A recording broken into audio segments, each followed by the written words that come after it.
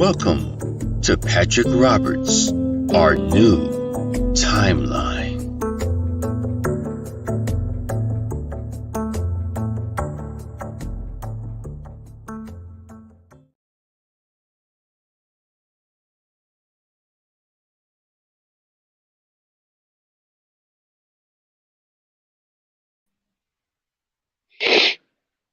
Sorry about that, guys. um, Hello, how's everybody doing? Um, I apologize, I'm a little late because I had to get my bearings. Hey, welcome, Sharky.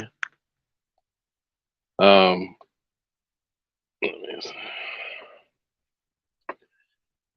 Hello. Um, so things have been, pretty rough here in the vehicle. Um, I mean,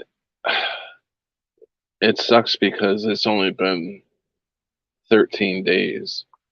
And but this diabetes in the leg thing, I never thought I would have to deal with something like what I'm dealing with. The swelling and my hands going freaking numb.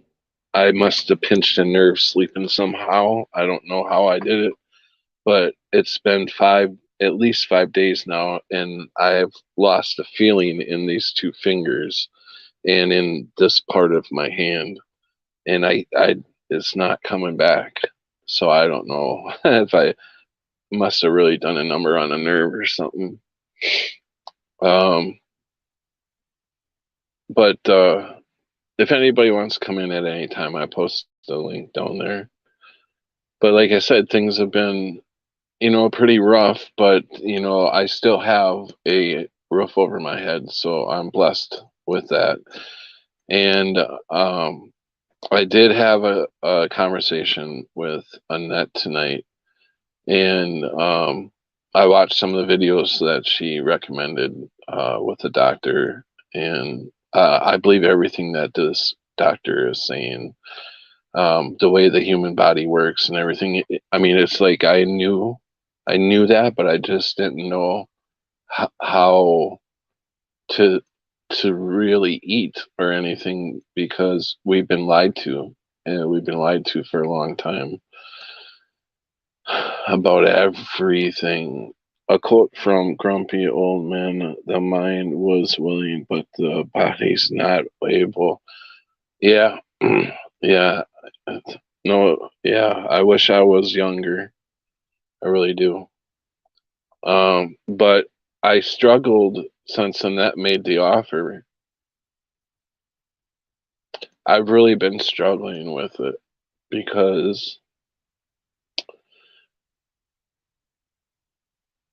I feel like it's an easy way out, you know, because here's this wonderful woman that wants to help me, give me a roof over my head, and help get my body back to health. But yet on the other side, I'm saying, no, you deserve to be here. This is where you need to be.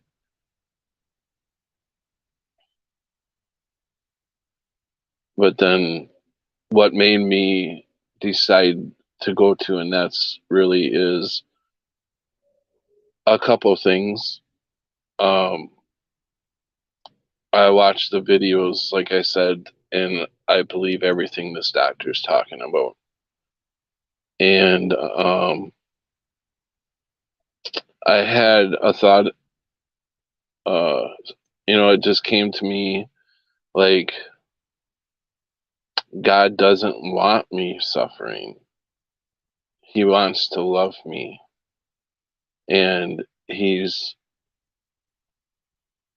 got Mary offering to help rebuild me.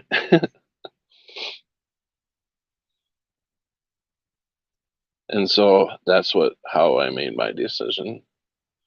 And I feel like after I talked to Annette, was I saying a different name? Annette. Anyways, um, I feel after talking to her, I think we're gonna have a lot to talk about because we believe in a lot of the same things. There may be a few things differently, but that's okay.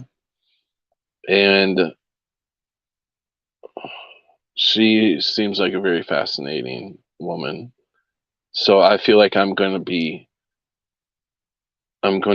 she's gonna have my attention. So I'm looking forward to it actually.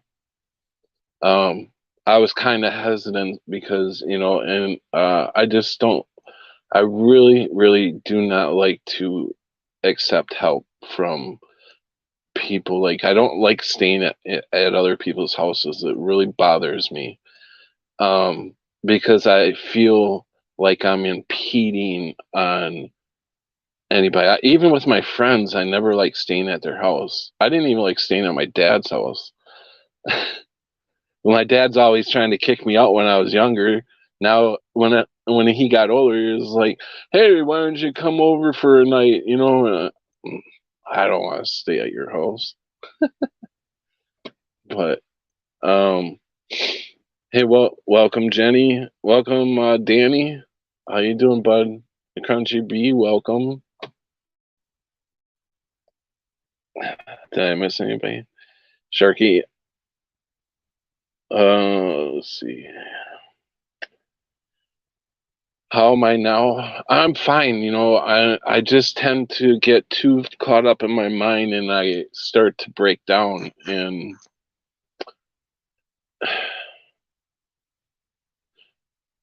this is an experience that, I mean, I'm sure I'm going to look back on it someday and go, wow, some realizations here.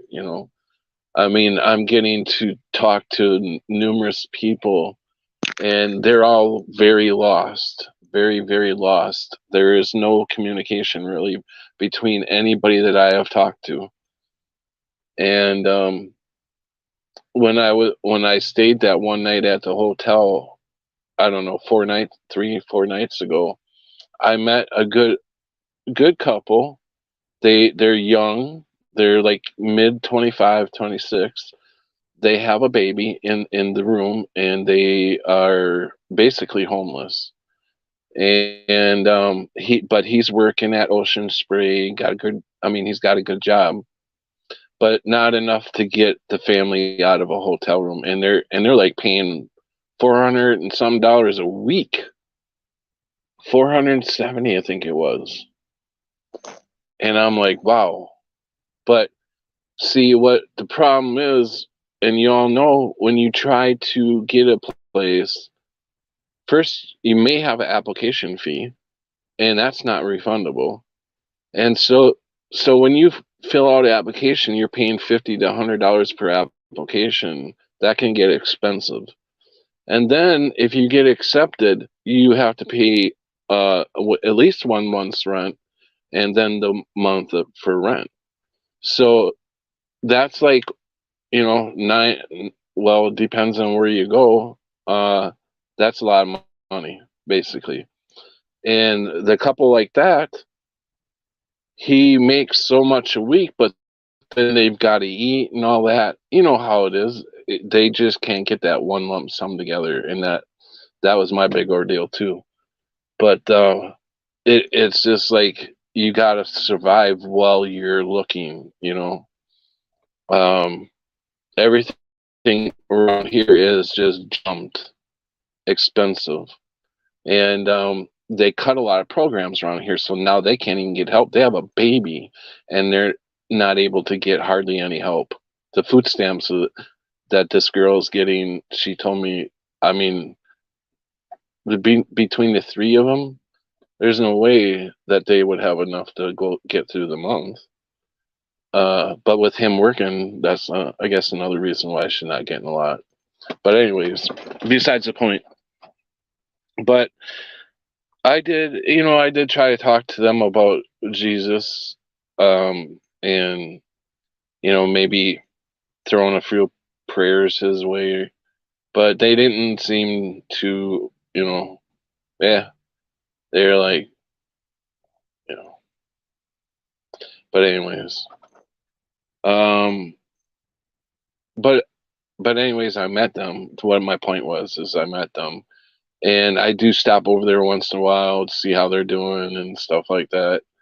And, it's just, it's a system that is doomed to fail. And with the food and what everybody's eating is crap. And I learned watching them uh, from that doctor that Annette told me about. They're removing gallbladders and appendix, and really they they do have a working part in your system, which we are all told. Appendix doesn't do anything, so let's get rid of it. Gallbladder, get rid of it. And you really need that shit. Thank God I haven't had anything removed out of my body. At least I don't know. I've been under the knife for sure for back surgery. Um, and I'm not sure what they did when I had the kidney failure because I was in a coma. So I think I was just on a dialysis machine. I don't think they really did anything else. But it has been. I had my gallbladder removed in 2009. Oh, I feel better knowing you're going to take up an offer of a place to. Yeah, yeah. I mean, I feel good about it. I feel like um, her and I are gonna be like gabbing like crazy. Um, I think we're gonna get along just fine. But I sh- she knows a lot about the health stuff, so and that's what I need, and I really need to get my health in order here because I I totally feel like I am slowly dying. I mean, I'm surprised I am not. I mean, I'm not afraid to die, but um I would like to stick around a little bit longer. I want to see my daughter get married and then walk her down the aisle and do all that great stuff. So I am looking forward. I'm looking forward to getting healthier. I mean, I just ran into a guy tonight that I haven't seen in probably a couple years, and we started talking. And he's like, "You're looking pretty good. You look like you lost a lot of weight." And I'm like, "What? I don't think I lost any weight." But if I did, I don't know how I'm doing it because I sure the fuck ain't eating healthy right now. That's for sure. Um, my appendix burst when I was 23. A person can live a healthy, thriving without. Oh yeah, I mean they can, yeah. But I'm just saying that it does have a part to do when we were told that it doesn't, or the appendix. They do have a working order in your body, and so that's all I'm saying. I think you can live with one kidney, you know, but would it be better if you had both of them? Yes. That one's for me. No, I'm kidding. I'm just joking. Um, but yo, I put the link out there if anybody wants to jump in. I'm sure y'all don't want to just hear about my going on here and everything because there really isn't that much to tell. I really forget a lot of it. Hey, welcome, Annette is here. Thank you for stopping by, Annette. I'm glad that you made it tonight. Annie, welcome, and B13, welcome. Um, Yeah, I appreciate you making it tonight in it. Um, but there's so many stories to tell. I just forget a lot of them. You know, it's like, oh, I gotta tell everybody about this, and I get caught up with other things, and I forget about what I wanted to tell you guys. So that happens. But the more I get talking, you know, eventually, it especially if one of you guys are talking and chatting, you may bring it up, or the one word that will trigger the whole story. You know, that's how it goes. You know, you guys are really helping me out here, because sometimes, most of the time, you'll hit a word that, boom, it will connect to a story I need to tell you. But there's one story that happened to me yesterday that I was so furious. I mean, I was like freaking mad. Good thing this, uh, I still honestly have got to get control of this temper. No, it's not like I was gonna, get out and beat up anybody. But okay, so here's the story. I'm leaving the park, which is way out in the country. So I'm leaving the park, and they're doing some down the road. They're doing some utility work. So they got the truck. Their truck is blocking one whole lane. So you basically, it's only 2 lanes. So you basically got to move over to the other lane to go around them. And normally you would, if there's nobody on one side or the other, the workers directing, like, stop over here and go over here, and then switch your signs around, go, and they stop, but they didn't have anybody out there like that. No workers doing that. So you use your common sense, right? You be polite, and if you see people merging, you stop and wait until the traffic stops merging, and then you get to go. Well, I followed the car. I was right behind the car, and the car made it through and got back in his lane. And as I was passing this truck, a truck was coming straight at me, and I'm like, "Is this guy gonna stop?" Didn't look like it. So he got it. We were almost head on collision. This guy was not moving. It was like a chicken type thing. That's what popped in my head right away. It was like a chicken. And I chickened out, and I damn near hit the utility truck. And thank God there were no workers standing on that side, because I would have hit them. It was no, I probably would have took the truck right on, I guess, if there were utility workers over there, honestly. Um yeah, I would have probably took the truck right on. But I almost took the truck out. And I was so mad. I was like, "Oh God, get me off this freaking planet." I really just don't have, and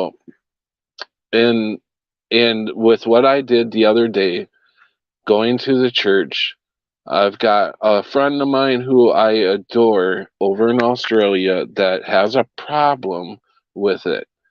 And saying that, I wish he was here. Digital, if you are listening, I need you to pop up here, because you and I need to talk. But he's like saying that the stream was clickbait, and I'm like, I have never ever been. Um, you could basically say my whole stream is clickbait. I mean, my whole 7 years of being on YouTube, because I try to write with what is either going on, or what I want to do tonight, or whatever. But I really would like to hear from Digital, about what's going on in his mind, why he don't get that, why I did that. I've explained it when he left the message, a comment there under that video. So him and I were kind of going back and forth on, but he didn't answer the last two ones I put out. So anyways, Digital, you and I need to talk. So either on here or we can hook up, offline, whatever. But I do care what he thinks. I do, because he's an old friend that I've known on here for a long time. And if he thinks there's something wrong with it, I would like to hear his explanation so I can understand it more. Because, some people can be right about things, and I'm not thinking about something. But I do understand what he's saying as far as they're not going to wake up. No matter what you do, they're not going to wake up. So why bother? Why bother scaring the hell out of them is actually what he said. But I feel if they're not going to wake up, how the hell can I scare them? If they're not believing what I'm saying, how are they getting scared? But he does have a point. They're not waking up to what I'm saying. Maybe they're not meant to wake up. They're so far, and even though we are woken, we still have shit that we're not woken up to yet. So we're still, in a way, sleeping too. I'm trying to wake up, just like you all. We're trying our hardest. And the only way that we can wake up is accepting the truth. When it comes to you, you feel it, you know it, right? You guys all know it when you hear the absolute truth about something. That's waking you up. But the people just, I don't know, they just don't like the truth. They don't like it. It's hard. The truth is hard. And when you stop, this is why I say this is my fault. Because I didn't bow down to that fucking landlord. I was always on him about if shit needed to be done in my apartment, or if some old lady was having problems, I was like, hey, she needs to get that fixed, So I was outspoken, and he did not like that. So if I would have been just kept to myself and just not, poke the bear, I wouldn't be. I probably would have had my lease renewed, and I wouldn't be in this position. And I thought of that after the fact. But I said, if I had to do it all over again, I wouldn't change a fucking thing. I'm not bowing down to fucking people, especially ones that don't know jack shit.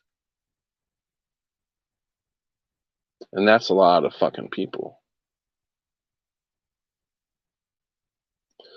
So, I mean, and that's what it's so funny.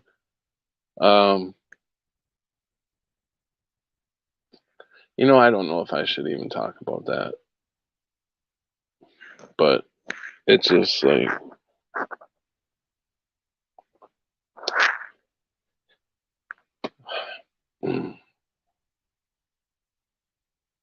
I think that's a story that I was just going to talk about. That's going to be a story for me and Annette around the campfire one time. It's just something that somebody who used to be close to me, not a sub, it's actually a person in my life here, in reality, around me here, that they said to me, and that was just like, oh my God. But maybe one of you guys will end up getting this out of me if somebody comes on stream and pokes me. What happened? But I don't want to talk bad about anybody, even if it's a person in my life that we don't see eye to eye anymore. By no way am I don't want to, you know, I think she was trying to be nice, really, but I just don't want to talk bad about anybody, and it's not really talking bad about them, but it's a person I don't really want to bring up on this channel. And why do I even say that shit here? Because it just comes out. You're getting raw fucking Pat. No, I just don't. You know, I don't want people talking bad about me. I would feel bad. I truly, and that's the thing about me is I am not the Pat from 7 years ago. I truly am trying to love everybody, and you know, I don't know what people are going through either, what they're going through in their own lives. But when you see people on the street and you talk to them, they're all nice and everything, but they don't want to talk about the stuff we talk about. And that's hard for me because that's the stuff I generally want to talk about. They want to talk about the worldly things that are happening, politics and all that shit, and I don't want to deal with that shit. I don't even want it. I don't want to even make space in my head for that kind of shit anymore. But I do try to accept people and try to show love towards everybody. You know, maybe it's not love, but that I truly care for people. You know, if I seen somebody getting hurt, I would be the first to rush over there and attack whoever was attacking that person. I would put myself in that wedge there. I've always been that person, but it was more of a bar scene type when I was younger. Now it's just like if it happens, it happens. You're more likely gonna see that shit happening in a bar scene. You know, it happens a lot. But I've been through so much shit in my life, I'll tell you. You guys only know 7 years of it. When will they rename Greenland Arctica? Huh. Yeah. I truly believe that whatever you put out there, Patrick, is meant to be. Yeah, you're right. You're right. I believe that too. You know, and to be honest with you guys, like a month, I know it was 2 months ago at least, I got into starting, it just popped up on my YouTube channel one time, and I started watching this channel that was attacking another channel. Now, I didn't know any of these people, but I found it fascinating that this person had like a couple hundred subs watching. And I was thinking, man, why do people get into so much drama like this? And I started watching it. It was almost like a soap opera. And I was like hooked for about 2 weeks. And I shit you not, drama started coming into my life that I did not want. And I was like, I think it has something to do with what I've been watching. And I stopped watching it. got that shit off my YouTube, you know. And I mean, you could call this drama, I guess. But drama has definitely that kind of drama, the fighting and all that. That has left my reality.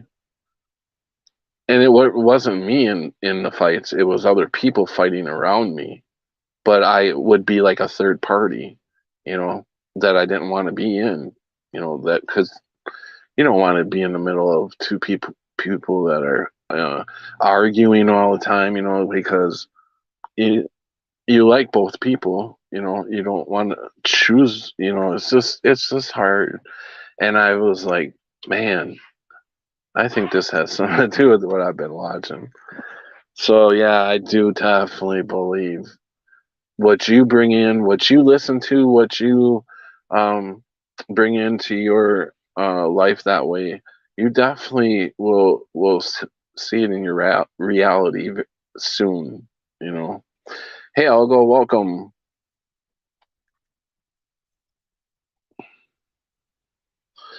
Oh, thanks, Annie. I appreciate that. We're in reverse right now, Area 42 through the Sierra into the Atlantic and South America. It's forming now. Yeah, that's interesting.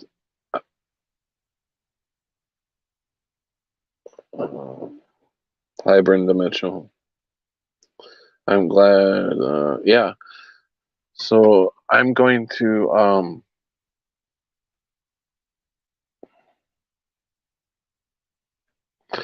Hey, Patrick, I missed the turn. Did you find a place?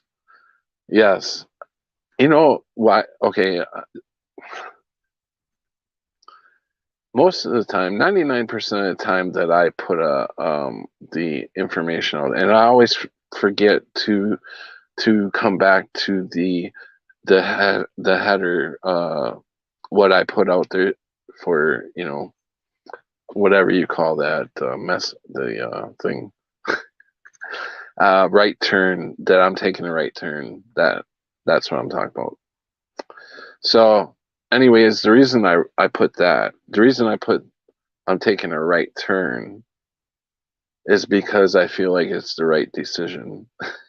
And right is right, right? So that's just that word right is the whole meaning behind this video. That's the way I kind of look at it. So yeah, and this is still my journey, right? We are all on our own journeys, and this is my journey, and I definitely feel a calling to Annette. I struggled with it for sure. I did. But I do feel like this is the right turn, the right move. I feel like Annette's a very nice lady. So yeah, I believe in what she believes in. So that's like a big piece of the puzzle right there, is that we see a lot of the same things.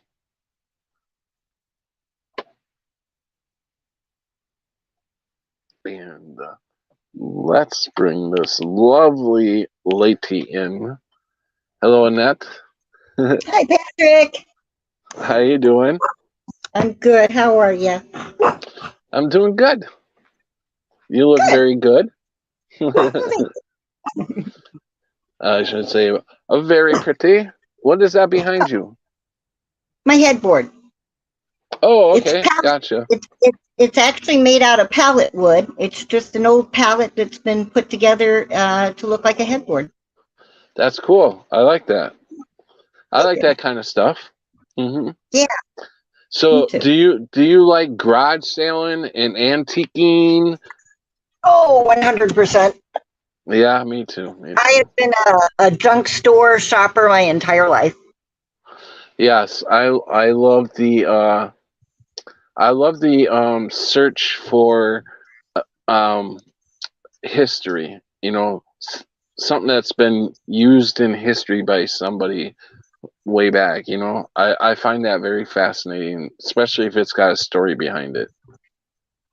Yeah, me too. I've always been attracted to antiques. I used to collect old hats and depression glass and stuff like that. Oh yeah, yeah. Hmm. But now I'm in the Yeah. great getting rid of stage in my life. I'm Hmm. totally, not into collecting junk anymore, and you just don't need as much after a while, Right, right, exactly. It becomes especially since we have woken up to not being connected to the worldly possessions, and Right. that was a big thing for me because I was a collector of antique toys, and I was like, my life was way out of balance way back. It still is out of balance, but at least I'm starting to get you know a grip on what needs to be done, and And I'm ready for it. you're ready for a change, I can tell. Yeah, definitely. Like I said, like you all know, I've been stuck in an apartment for Hold like on a over second. 2 years. What's that? Oh, The I just dog? needed to help the dog out. Hold on. I think the dog is a little jealous that she's on talking to somebody else, not It's paying. Murphy's Law. It really is. It doesn't matter if I get on the phone or if I get on a live stream. It's going to be time for the dog to bark every time. Yeah. Hey, you're supposed to be talking to me. I get Uh-huh. that. I love dogs. Sometimes I just look at it as the not milk. I don't know if you've heard of such a thing like that. It just Yeah. seems like that. Hmm. Yeah, it's just like, I don't know, a Murphy's Law kind of thing. Okay, trying to set myself up here. Good. Yeah, Sharky says, yeah, we spend half our life collecting and the other half trying to get rid of things. Yeah. Yeah, exactly. Yeah. I'm to the point where I'm just giving this stuff away. Oh, It's like, yeah. you know, Okay, here we go. Getting myself set up in a different corner of the room here. So be a little more presentable. and he says, I've been giving so many things away. Someone asked if I was dying. Well, that didn't work. Yeah. Let's start. Okay, there we go. Yeah. Better. So and you like sitting around a campfire. I just found out.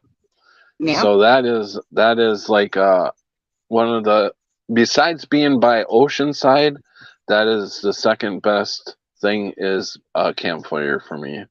I can fall asleep outside laying right next to the campfire. Yeah, Just I've done that listening lots to of the times. crackling.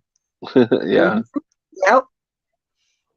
Yep. Many a times, I have a good camping buddy named Tammy. Her and I, for years, we went tent camping together, and more often than not, we would fall asleep in our lounge chairs next to the campfire at night, and you wake up in the middle of the night when the raccoons wake you up. Yeah.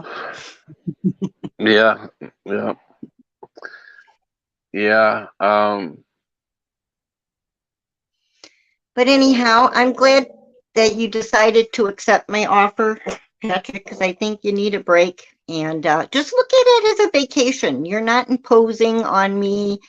It's not going to be a burden. I look at it as an adventure for both of us, you know? So, Yeah, definitely. Yeah, that for sure. Um, I think you need a break.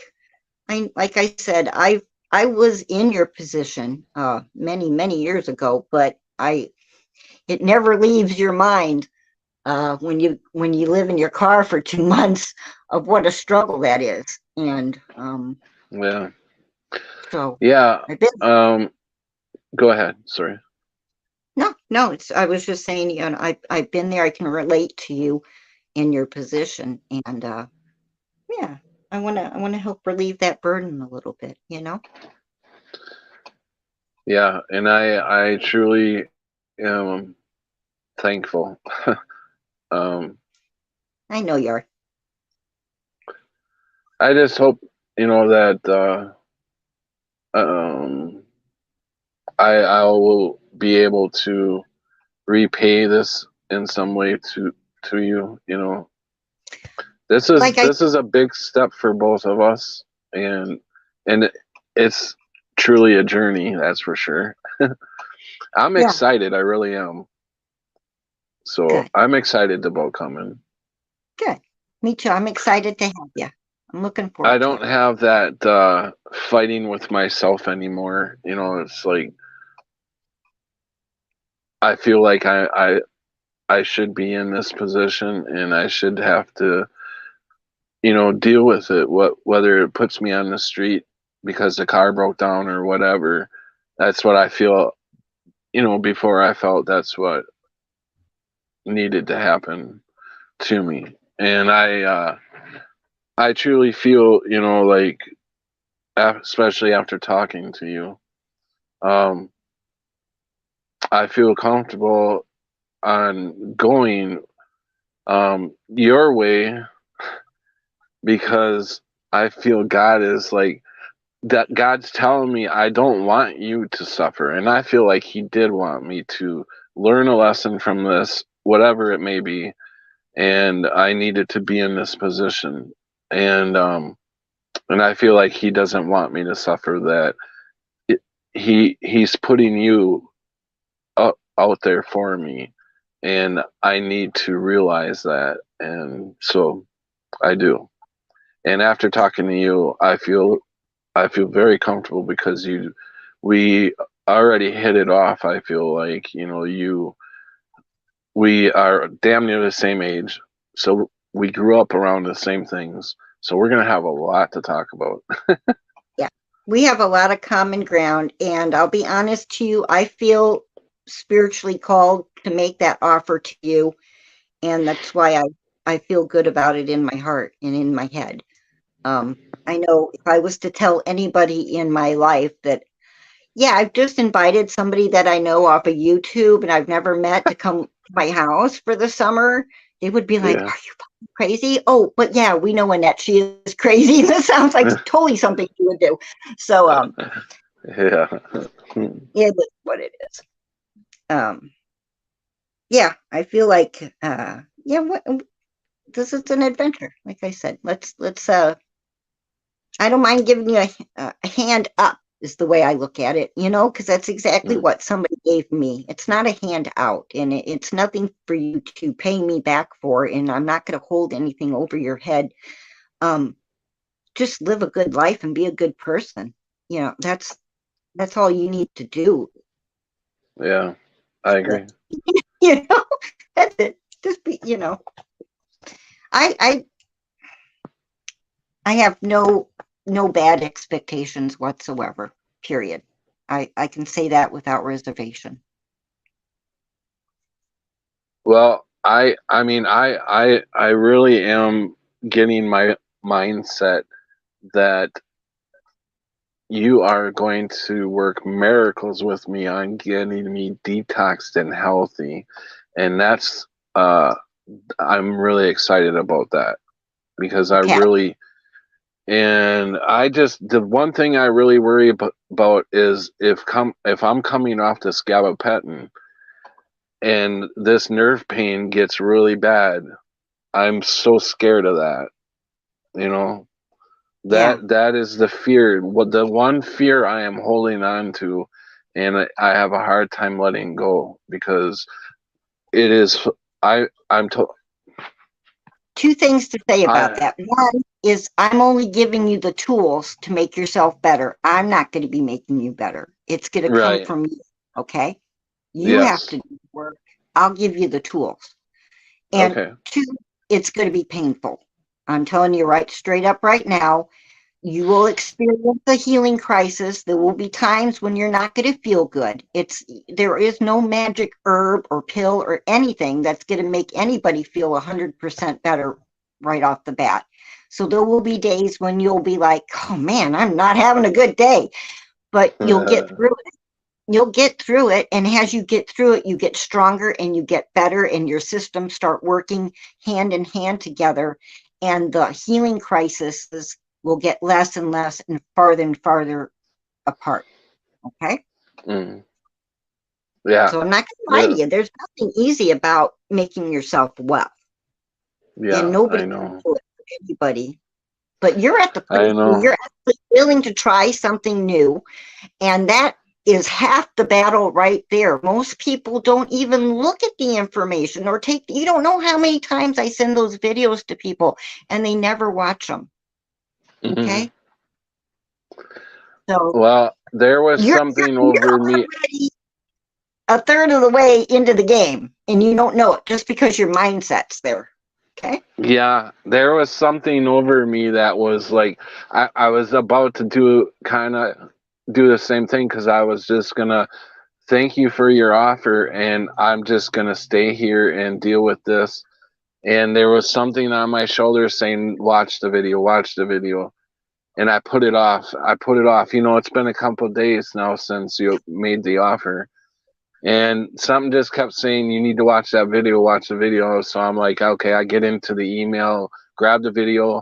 I I I had a problem with my Yahoo Mail.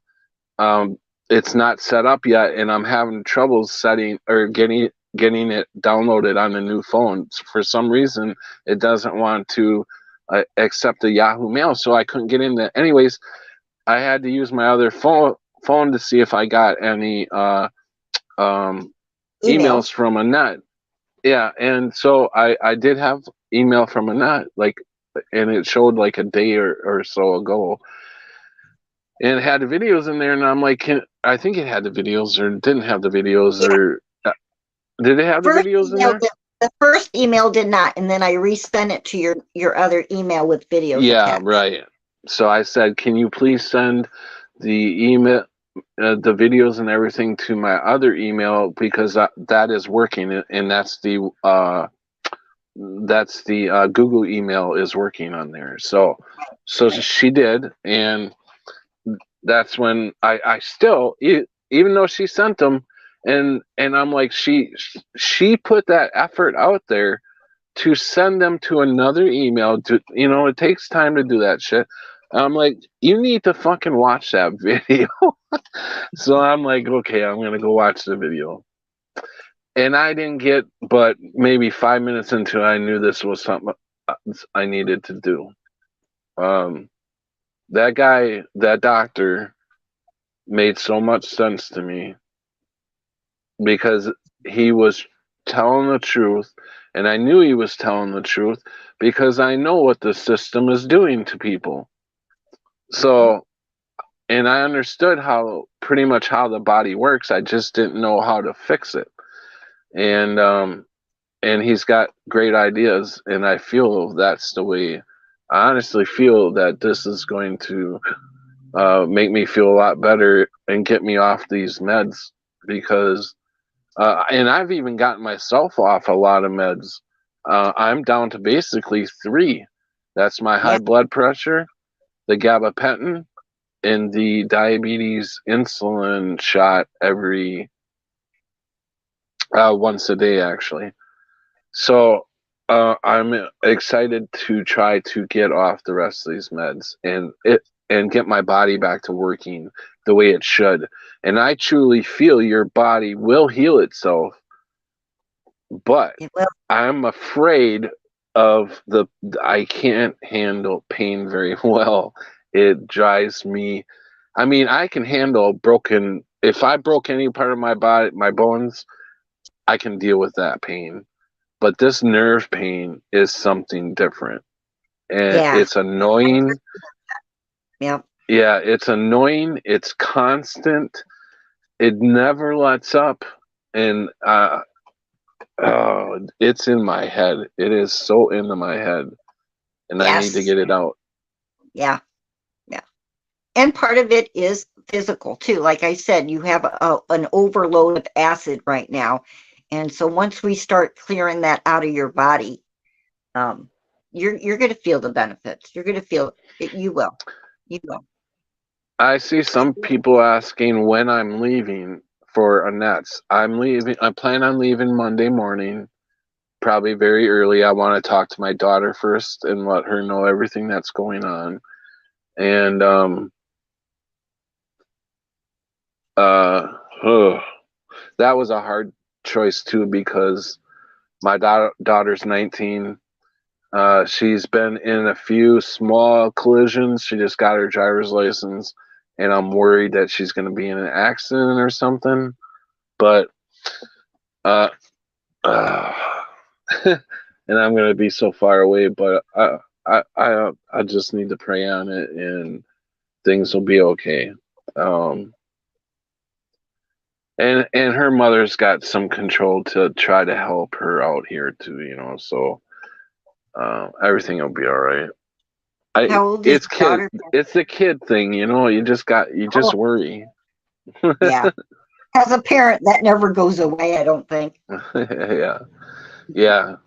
It's been a small, like the last one happened, and I don't know why she was in Appleton, but she drove all the way to Appleton by herself, and she's a grown girl. She's, yeah, okay, whatever, but she was in Appleton, and she pulled up to a stoplight. She was behind somebody, and the person pulled up, and she thought that they were going, so she just started to pull up a little bit. That lady stopped, and she just kind of tapped her, Oh, and the lady got out and started screaming at her. And my daughter's a very gentle, she cares a lot for people, and like me, and she's so just very timid. I mean, yeah. I'm tough. I can handle that shit. But she can't, this lady. And then this lady had her like, I'm gonna sue you, and asked her for her driver's license. So she took a picture of my daughter's driver's license. I'm like, you don't need to let her do that. Just give her the insurance card. That's all you need to do. You don't need to be giving her your driver's license. That's just the lady Yeah. that is going to, and there was just a few scratches from my daughter's license plate on the back of her vehicle. Wow. So it wasn't bad at all, but the lady tried to extort cash out of my daughter. Instead of me suing your company, she said, Right. would you rather settle in cash right now? And my daughter was like, no. But Absolutely. oh, thank God she was like, no. I don't think my daughter even had any cash anyways to give her, but good thing she said no. But there was things there that I didn't think of teaching her. It's like, you don't need to show if you get in the accident, but you can't think of everything. But I try to teach her, what you may experience while driving or whatever. But I need to do a little bit more work with her on driving. And this is the thing that happens. That happened during the big C19er. They Mm-hmm. gave my daughter a driver's license without having to take a road test because Oh my God. they didn't want to do they canceled all the road tests for the whole the C1. I almost keep saying the Wow. C19er. So what they were doing was giving all these kids, after they take the written test and pass it, they automatically got their driver's license. Holy shit. I'm like, are you kidding me? Right, because think of how many parents won't do the due diligence of letting those kids do the driving with them. They won't do the Right, full amount of supervised driving, and right. those poor kids will be out there hurting themselves and other people, Yeah, unfortunately. right, exactly. And I give my ex-wife credit because she's been helping. She's been taking my daughter out there learning how to Good, drive. good, I did good. it. I did it once or twice, but my daughter doesn't like riding with me because I'm too like. I try not to get upset when she does something. I'm trying to get my point across, but she thinks it's yelling. That's what I mean. Is my daughter's very like You're timid emotional. a little bit. Sensitive. Yeah, yeah, Mhm. yes. She takes everything to heart, is what it is, and she thinks that I'm screaming or yelling at her, and I'm not yelling. I'm just like, hey, you you almost hit that truck, or whatever it is, Oh, and Patrick, don't make any excuses. It is damn near fucking scary to be an adult in a car with a teenager driving. Please. They scare the fuck out of me. yeah. It's like, And oh my she God, slow down. Are you going to and talk? she got Are you and she got taught by the school. You had to pay like $200 or $300 for driver's ed here, and so she took the driver's ed schooling. And there's nothing worse than the damn driver's ed teacher, because they fuck everything up. I think they got the kids thinking about shit that they don't really need to think about. I mean, some of it is helpful, obviously. Check your mirror here. Check your mirror over here. Make sure you can say blah blah blah. Whatever. Right. But I think that the one thing that I told her is, when you're driving, the biggest thing and the only way an accident's going to happen is by the other driver. You need to watch what everybody is doing around you. You need to pay attention to other people, because you don't need to be a bad driver to get in an accident. It's most of the No. time it's going to be the opposite, the other driver.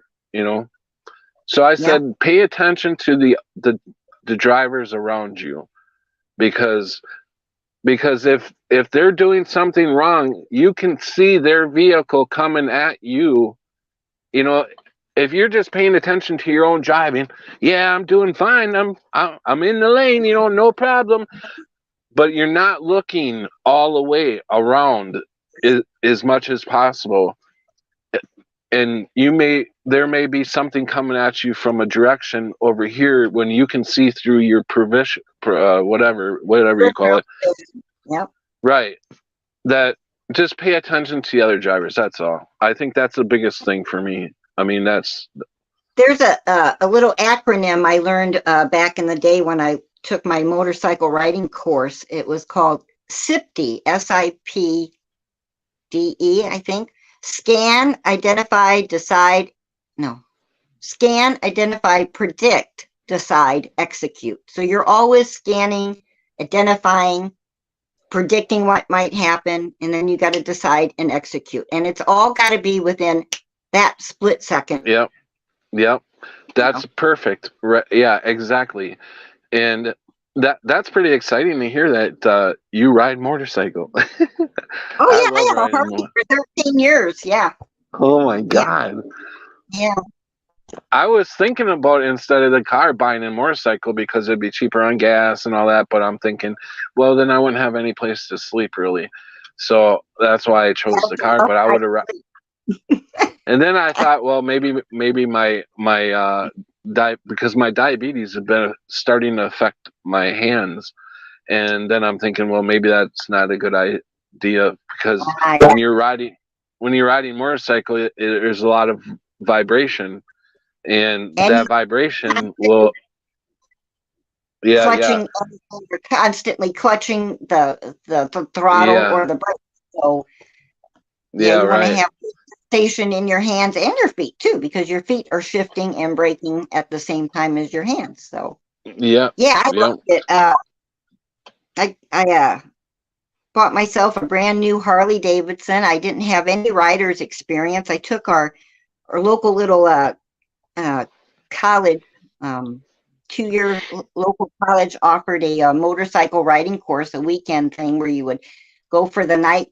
Friday night was a class, then Saturday morning was a class, and then Saturday afternoon you got familiar with the bike, and Sunday you rode the bike, and you took the test at the end of the afternoon on Sunday, and if you passed their test, you could take that paper to the DMV and just get the motorcycle put right on your license without taking the test at the DMV. And it was all for a $20 donation. And so I actually took it 3 times, if you can believe it. The first time I was, I was 23 years old, and 23, 20, yeah, I took it, and then I became a mom, a single mom, and I didn't get a motorcycle. And then I ended up marrying my son's dad for 5 years. That's a whole nother story, but he had a motorcycle, and so I took it again, the rider course, because I wanted to ride his motorcycle, and I thought if I took the course again, he'd let me ride his motorcycle. Turns out he would never let me ride his motorcycle.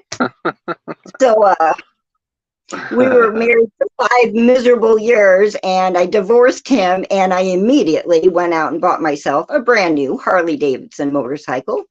It was in October of, it was an 01 anniversary model, so I guess it was in the year October of 2000. That summer I got divorced, and I put $2,000 down on a motorcycle that I got from my tax return. I used my tax return to buy a motorcycle that year, basically. And it made me feel a lot better from the divorce. And but it's funny. So I took the rider course, and then I went and bought a motorcycle, and I was too scared to ride my brand new motorcycle from downtown Belleville to, I live like out in the country. So I ended up calling one of my buddies and having him meet me at the Harley shop Saturday morning and asking if he would ride my motorcycle out of town for me. I was afraid of traffic. So he rode my the first 5 miles on my brand new Harley for me. And then we got out to Scott Air Force Base, and we pulled over and switched vehicles, and I rode the rest of the way. And you know, I had a Harley for 13 years, and it was awesome. That's cool. You know, when I had my first bike, it was in Arizona, and I almost killed myself. Nobody told me that you don't ride down the middle. You know, you stay on one side or the other, because most of the time in the middle you have cars will have oil leaks and stuff, and so that drops right there. And anyways, I came up and I was in the middle, and I hit an oil slick in the right at the stoplight there. I hit an oil slick, and my ass end just kind of went under, and I caught myself, but the bike still took a hit. You know, I didn't go down with the bike. I ended up in a stand-up position. So I damn near, it could have been pretty bad if I wouldn't have been alert, you know, because I was already alert for something to happen, because it was my first real ride out, you know. But I love riding motorcycle. I really do, you know.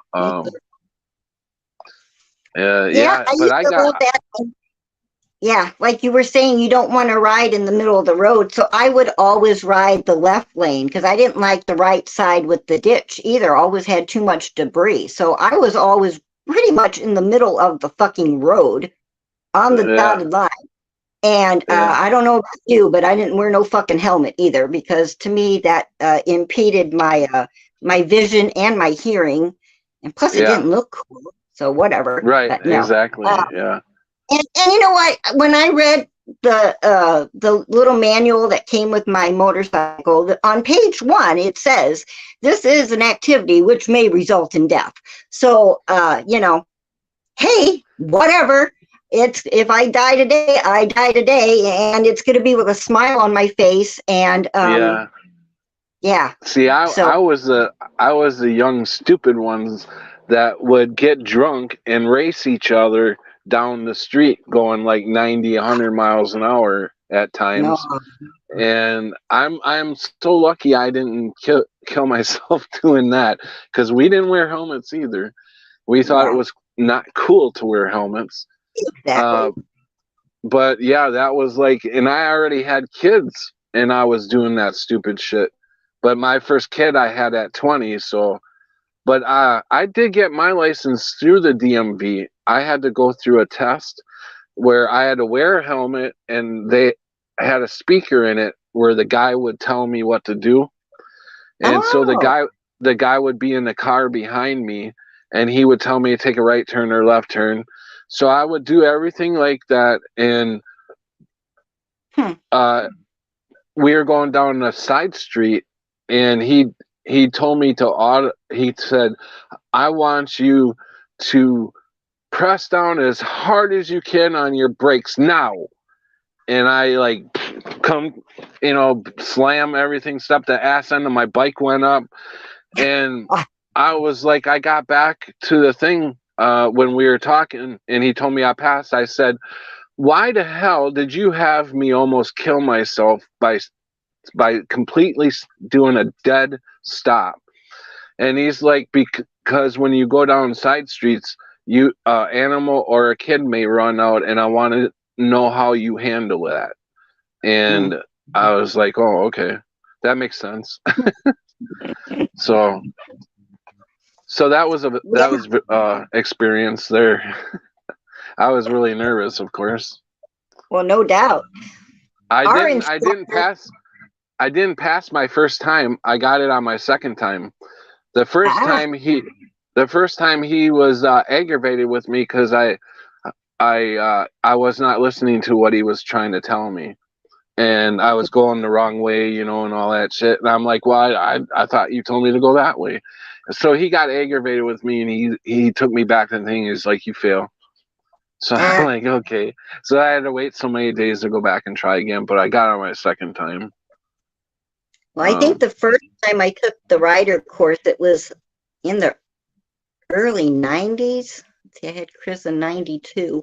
So yeah, it was 89 or 90 the first time I took it. And then every time I took it, I was the only girl in the class.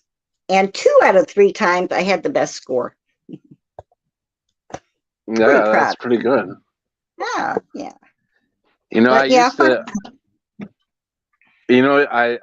I was talking to everybody earlier, and I said, either chat or somebody on panel will give me one word, and that will trigger a story of mine.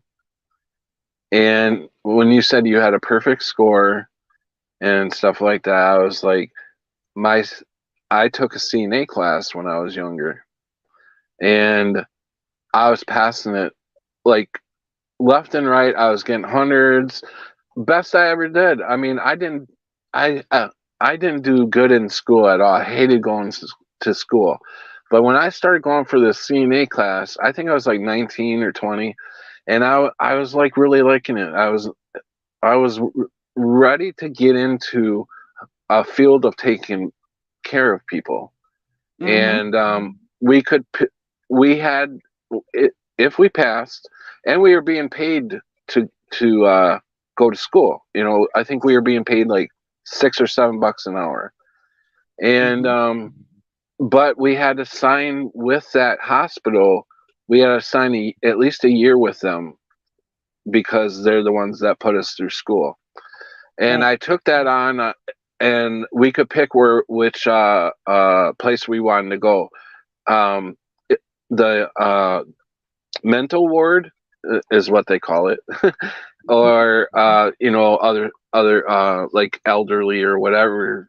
Wherever you wanted to go, you basically had your choice. And I wanted to really really get into the mental field, the mental health field. So that would be, they call them the crazy people or whatever. That was where I wanted to go. And because I don't think they're crazy. I think that a lot of them are misunderstood. And but anyways, I was going through the classes. I was passing the classes left and right. There was only one other guy in this class. All the other ones were women, and I loved it because we had to do tests and everything, and I always had a girl partner. But this guy, he was a little older than me. I think he was about maybe 28, 29. And he was getting very jealous of me in the classroom. And I knew him outside the classroom. I lived like within a couple houses of his. And so we knew each other. And I had my driver's license was suspended at the time. So he went to the head of the nursing staff or whatever and told them that I didn't have a valid driver's license and I just got caught driving without my license on Easter. On Easter, I got a ticket for driving with a suspended driver's license. So they fired me basically. They kicked me out of the class, and the class was out. We were like within a couple days of graduating. I was so upset. Yeah, and the reason they gave me was if I was going to make a bad decision like that, then we can't take you on to take care of people if you're going to make a bad decision of driving without a valid driver's license. That's funny. I thought that was a shitty excuse because that has nothing to do with the way I would take care of people. No. So that really put me in a downspin really hard because I was so looking forward to being in the health field there. And and I had high spirits, and that just really hit me hard. And then to have somebody backstab you, I thought he was a friend, but obviously not. And I didn't have anything really going on with any of the girls there. It was just, like playful type shit. But he really took, he had a problem with it. I could tell because most of the women wanted to be my partner. I was just saying, he probably liked being the only cock in the hen house and didn't like the competition, whether he, Yeah, he got rid of the one other guy. Yeah. So it's funny, you talk about being called to mental health. Here's another synchronicity for you, Patrick. I worked 10 years at a community mental health center where I was the secretary to the psychiatrist and the medical director. So I was the person typing up people's psyche evals. Wow, I would love to hear some of your stories. Yeah, I've got some stories. I do have some stories. But it was a very humbling job. And probably one of the up until me becoming a massage therapist, I used to say it was my favorite job. It was really the most rewarding job. It was the least paying job, but it was the most rewarding job. And it was very humbling when I'll never forget, there was a day when I was typing up somebody's psyche eval, and it was a young lady. And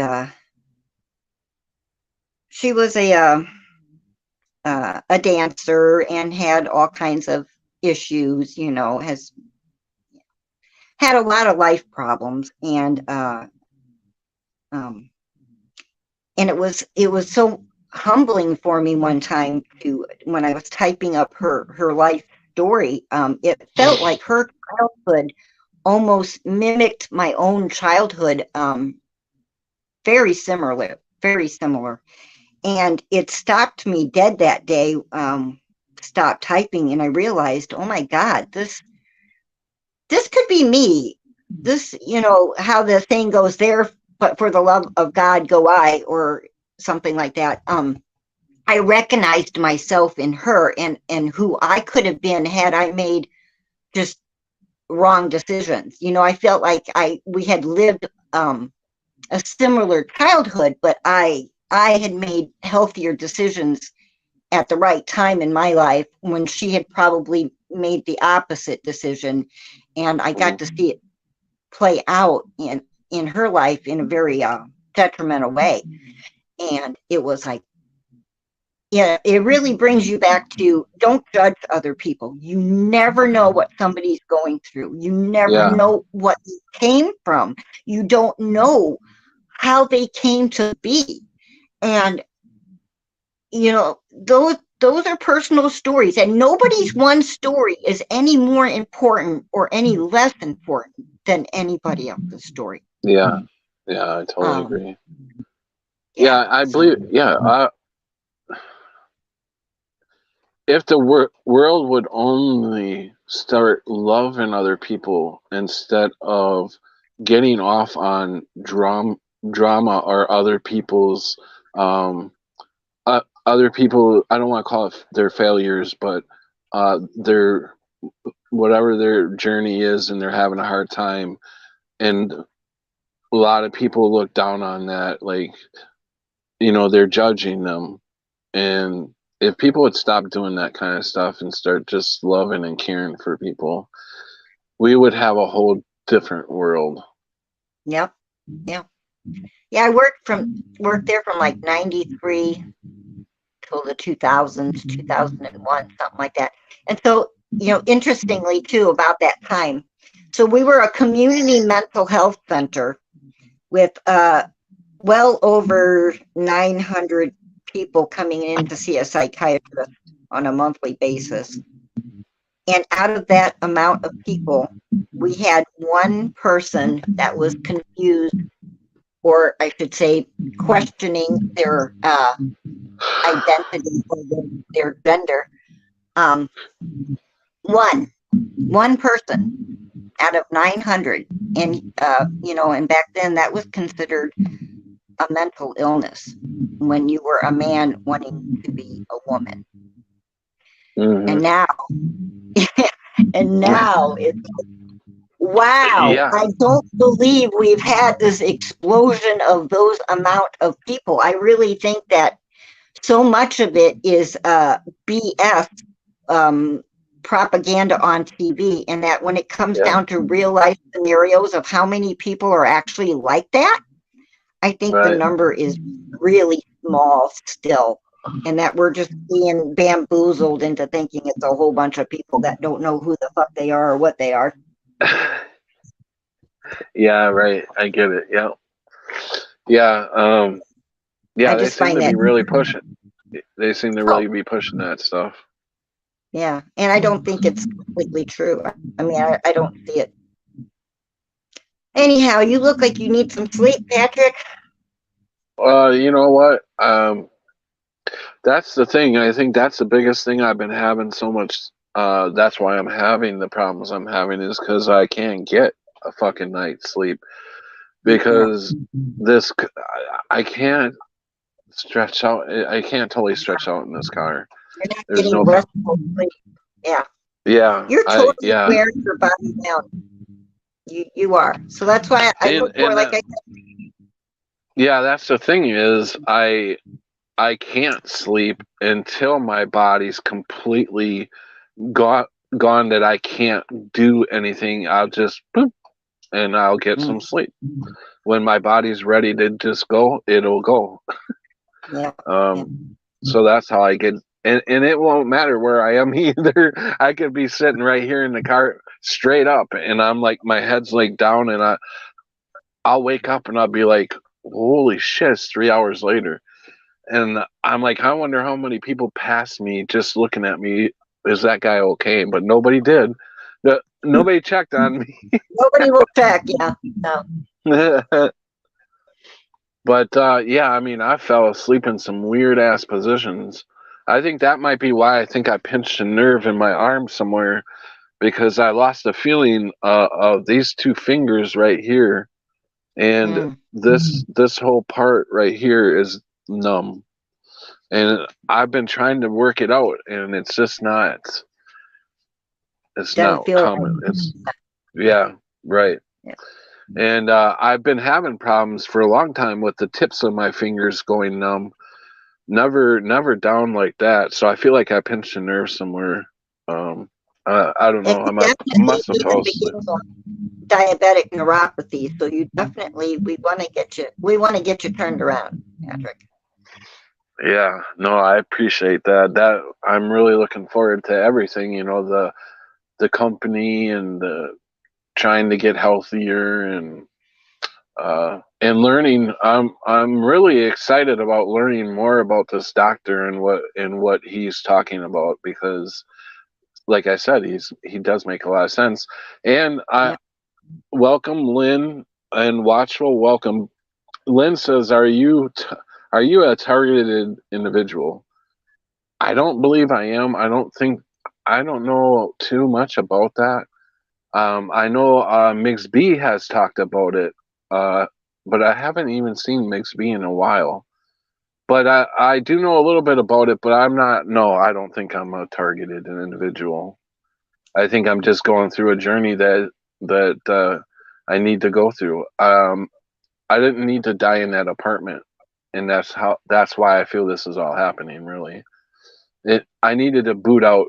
I really needed to be booted out of there and get my ass going and doing things, because just sitting in the apartment, I was slowly dying. So there's your answer to that one. Danny says, no, not really, but of course we have to drive. Cars are a bit weird here because they change one way or another. Not sure what they're talking about. Watchful says, howdy. Yeah, I've never been able to ride a road bike. I could never understand how to change gears. Yeah, it's most of the time it's like 1 down and 4 up or something like that. Every bike is different, but that is that how your Harley was? Like it had what five gears or something? Yeah, first gear was down, then neutral, and then 4 gears up. Yep. Yeah, so once you get that down, it's really easy. I mean, just whenever you're ready to change gears, you hit that clutch, this over here, and you're ready to go. Put that sucker in first gear and go. That's where all your power is. Yep, fun. And then when you hit second gear, you're on your way. I used to know I was going too fast when I would say my smile was behind my ears and my pits were under my armpits. Time to slow down. Yeah. I never heard it that way. That's funny. I can imagine that. They used to say your hair in the wind, is a good ride, but now if your tits are flapping back there, it's an excellent ride. Yeah. If the tits are under the armpits, you're going way too fast. Yeah. I tell you what, I remember coming home from a rodeo one night, and it was, I don't know, about 11 o'clock at night, and it was already cooling off. It was like in September or October or something, and so it was a little chilly on the ride home that night. So I pulled through the drive-through at McDonald's, and I ordered 2 cheeseburgers. They had the $2 cheeseburgers or whatever, $1 burgers, So I'm I'm at the drive-through window, and the lady gives me the burgers, and I pull them out of the bag, and I stick one in my leather jacket, one in front of each tit. So I have a nice. And there you go. I had a nice chest warmer ride all the way home, kept me nice and toasty, and then I had a snack when I got home too. Oh wow! I used to like telling stories like that. Yeah, I like hearing stories. Ingenuity of a writer. Yeah. And yeah. How far are you? Oh, go ahead. Sorry. No, go ahead. I was going to say, how far are you from Gary, Indiana? I don't know. I'd probably say maybe 4 or 5 hours. Okay. Yeah, I was just wondering because Trucker Jim lives in Gary, Indiana, my brother. And I think so I pretty much know right where you are, pretty much, because if you said you're close to St. Louis, right? I'm 30 minutes east of St. Louis. Yep. Okay. Yeah, I know pretty much right where you're at. I have drove that so many times. Now, I think I need to go through Rockford, Yeah. right? That Rockford? Yeah. Yeah, probably so. And you'll come down 55, I think. Yeah. I drove that so many times. Yeah, so I know where, I mean, I'm familiar with the roads and everything, so I think this will be a fun drive, and I'll be definitely looking forward to meeting you and starting a new adventure. And God, this new change of diet, I'm looking forward to, but I know it's going to be very painful. I know it. Oh, that just that fear. I got to break that fear down. Yeah. And it's easier to do with two people. I'm here to do it with you. And I'm not saying you have to become a fruitarian or a vegetarian or whatever for the rest of your life. I Yeah, just want you to eat really clean and light and healthy while you're trying to detox with herbs, because it's just going to give you the best 1-2 punch to get you back to where you need to be.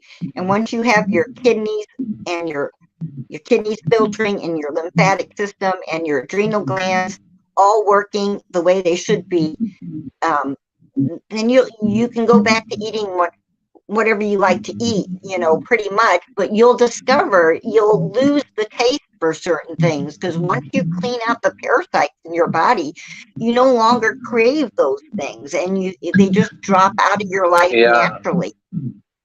and believe me, once I get it cleaned out, I'm not going back. I'm a big sugar eater, obviously.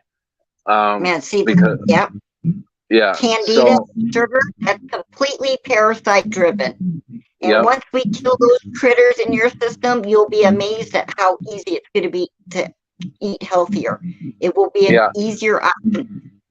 And I really believe this. I know it to be true because when my girlfriend Heather did the detox, I was talking about it to one of my massage clients as I was coming out of the room with her, and my girlfriend Heather was in the hallway at the same time, and so I spontaneously asked Heather. I said, "Heather, you've been on the detox. What would you say was the number one benefit that you got from it?"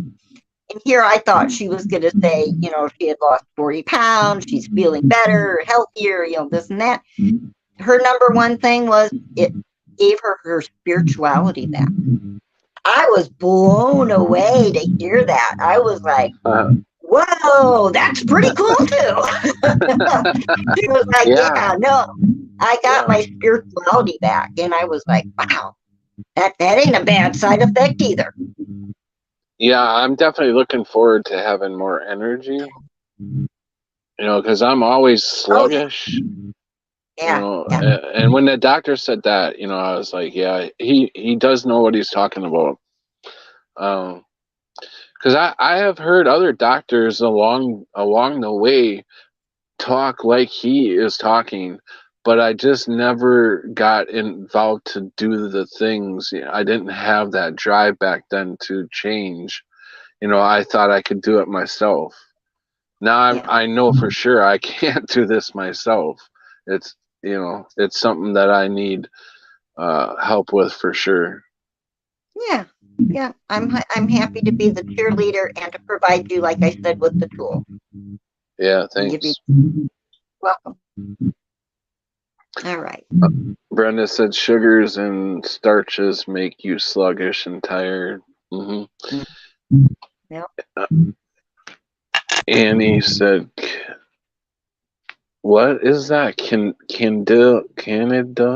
Is that Canada? Candida.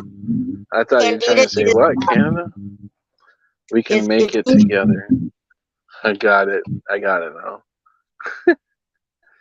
Yes, cleaning out the candida is life-changing. Yeah, I mean, the sugar is really the killer, I think. It's a big part of it for sure. Yeah. Yeah. So you need the right kind of sugar. You don't want high fructose corn syrup, obviously. right. And then when you use sugar, what most people don't realize is when they go to buy a bag of sugar, and if it says granulated sugar on the bag, that is actually made from beet, BEETS. That's beet sugar. And so your body doesn't treat that the same way as pure cane sugar. Pure cane sugar is a one molecule sugar system. Your body only, takes it as it is and uses it as sugar.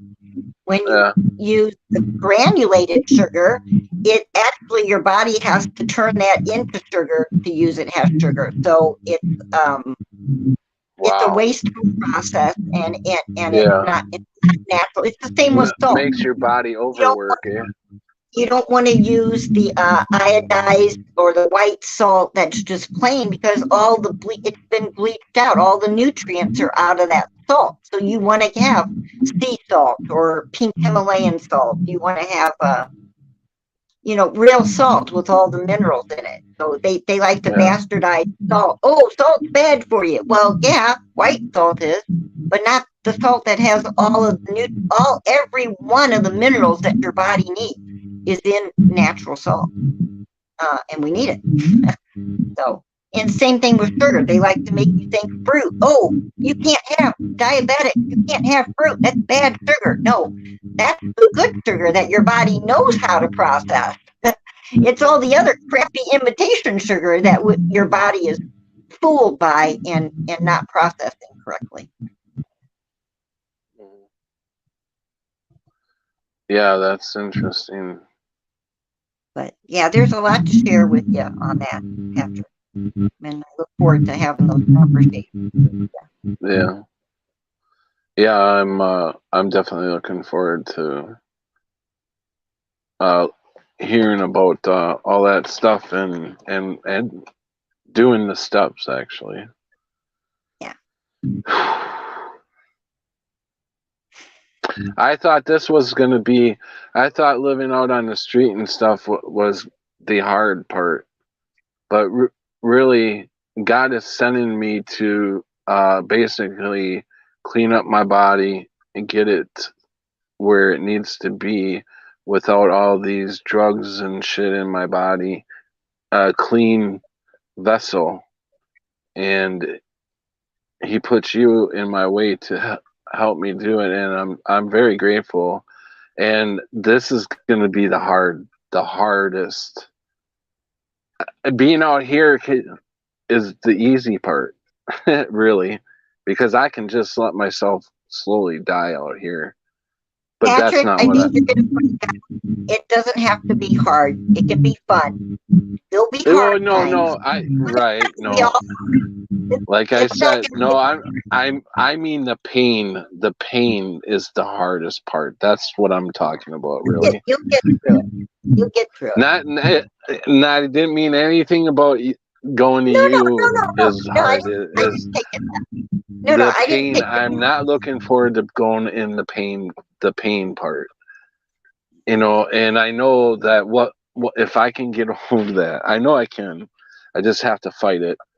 But once I get over that hump and get this all this shit out of my system, I feel like it's gonna work. Yeah, I know. I'm looking forward to my body building itself back up. Because that's what it really needs to do. I haven't been letting it. I've been keeping it down.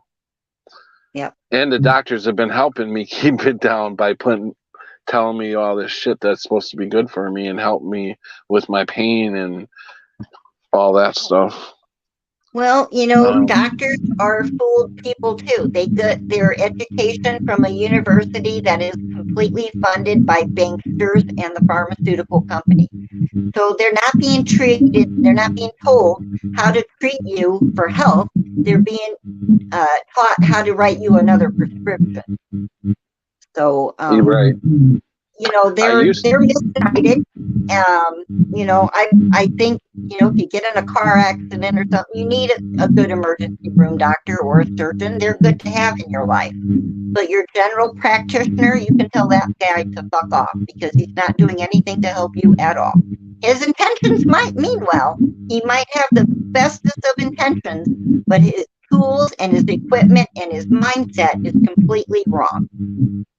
Mm. Right, exactly. They're pushing the wrong tool to help you. Yeah. Yeah. So this is like, you know, I mean, I was hooked on painkillers for 12 years, and I just got off all the painkillers like about 3 or 4 years ago. And I don't know if you all remember Rationally, but she helped me get off the painkillers, and that was very hard to do. So I know if I could do that, I can do this. Of course you And can. because gabapentin's not really, I mean, it's not a narcotic, but it does help with the pain because what it does is dull the nerves in my brain, which messes up your brain, you know, really bad. I know it does. And I know that's where a lot of my anger comes from, is because of the gabapentin, and I twitch a lot because of the gabapentin, and I stutter sometimes because of the gabapentin. Mm-hmm. And when I went in for a checkup one time, um, it was a new nurse or whatever. She didn't know what medications I was on at the time, and she was like, "Your eyes are like constantly moving too fast, one way or other." And she's like, "What are you on?" And I said gabapentin, and she's like, "Oh, okay, that's why it's doing it." So I mean, my Yeah. eyes are like, they can't keep a straight focus sometimes, not all the time, but sometimes I lose. They move so quickly that I'm like, it smears everything. You know, it's like uh, I can't really see for a little bit. You know. So yeah, I Wow. know this medicine's really fucking me up. Yeah. And I just keep taking it because I don't want to go through the process of going through that pain, you know, because I don't know how many days it's going to take to get all this shit out of my system, or how until the pain is going to stop. Right now, I can't even feel my feet when I get into a shower or something. I have to do the baby bottle thing and Oh, put my wrists wow. under the water Yeah. because Don't I have burn no yourself. feeling. Right. Yeah, You can scald yourself. Yeah. yeah, right. And Yeah. so I have like it's not an ingrown toenail on my big toe. My toenail my toenail grew in like sideways or something. And I asked the doctor, I wanted her to pull my toenail out and let it grow in, you know. Because I had in my younger days, uh, I was probably about 15. I had an ingrown toenail, and they pulled it, and it grew back in. And and it's the same damn toe. So I Yeah. just wanted her to pull it, and she's like, "Well, you're diabetic. Right. We don't Yeah. want to do that." No. So I'm like, "Well, I don't want my toe like this. I don't want my toenail like this all the time. It's like going sideways, Yeah. and it's my big toe." And I said, "It's like laying up against the side of my toe, you know." And I'm like, I want it pulled because it may cut myself. I may cut myself, and I'm not going to feel it. It's the same toe I got that blister on. Remember, I was talking about Oh, I was walking so much. yeah. I had this big Yeah. blister. Well, Yeah. the blister is it. It popped. I didn't even know it popped by itself, And when I took my sock off to check on it, it was already popped and dried out and up against my skin, so I didn't mess with it. And the other day or today, I looked at it and it's completely dry. It's a little bit purplish, but it's not. There's no infection or anything like that. So I'm actually healing. So as fucked up as I am, and I'm watching my foot heal like that, I'm like that I should be able to heal really if I'm doing the right thing. So yeah, I'm really excited about getting this. I'm just not excited about going through the pain. Right. Remember I told you the creator would not give the gift of healing and regeneration to a frog and not us. Yeah. Huh? Yeah. Come on. Right. He wouldn't have that oversight. He wouldn't be that mean. He wouldn't be that cruel. He wouldn't be that ignorant of his own creation and say, yeah, I'm going to give that frog more healing ability than the human. No. Even a worm, you rip a worm in half and it will regrow itself. Yeah. So right. Yeah, I think, yeah, you're totally right there. I never really thought about it that way. Let's see. Mary says words are powerful. Neurologistic. Neurolinguistic.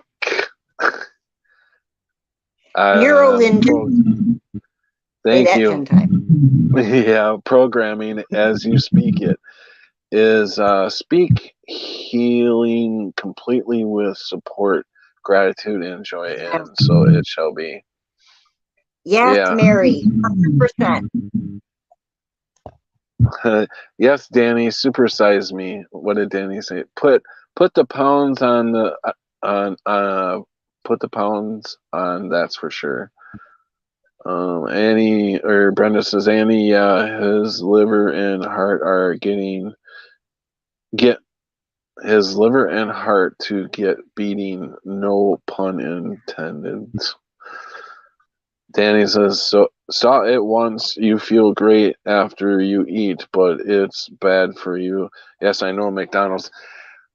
Yeah, I don't eat at McDonald's, but I have eaten at, yeah, I have eaten at some fast food restaurants like Checkers, and I know that shit. I never eat that shit when I was living in an apartment. I never went out to eat at these fast food places. Since I've been out here, I have eaten at a couple of them, and I feel like shit after I eat.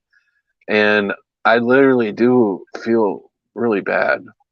And my digestive system, I can feel it working after I eat that shit. And I'm like, why do you do this to yourself? Yeah, I don't like eating out anymore right now because everything's got bioengineered ingredients in it. It's really hard to stop food right now and buy anything that doesn't have that in there. And so, if it's hard to go through the grocery store for those items, 100% whatever food's being delivered to restaurants, it's going to have it in there, no doubt. Yeah. Mm-hmm. Yeah, right. I mean, they're putting all kinds of shit in this food. It don't like the meat. Most of the fast food places, the meat don't even taste. It doesn't taste like real beef. I have eaten at Culver's. That's about the best place for a burger, and their burgers aren't too bad because they use 100% grass-fed beef. But all these other ones, oh God, I have no way. I would not do. Yeah, that. I have a hard time eating. That McDonald's story was from a long time ago because, after I heard a certain rabbi talking about McDonald's and the Goyim and how they felt about us, I couldn't eat there again. I don't know whether it's true or not. I can't eat there. Oh yeah, when the doctor was talking about how your body excretes when you're overloaded in bad the bad chemicals or whatever. The cells are overloaded, and you start to it starts to filter through your skin. That's why I got psoriasis, and Yeah. then it starts to run, like you get a runny nose. I'm like, this guy is talking exactly what is going on with me right now. My nose just will start running out of the blue. I'm just like, what? I could be just sitting there and it'll start dripping. I'm like, what is going on with my nose? And I had a couple people I was giving a ride to, and I asked them, I'm like, when they're older people, and I'm like, does your nose start running at a certain age constantly? And they're like, no. And I'm thinking, what the hell did I catch? I mean, it has been doing it for a couple of years now, but they always say to me, it's when Sinuses. yeah, no, but what is that? You have to buy allergies. They always say it's allergies. And I'm like, I've never had an allergy in my life. Why would I start it's your now? body.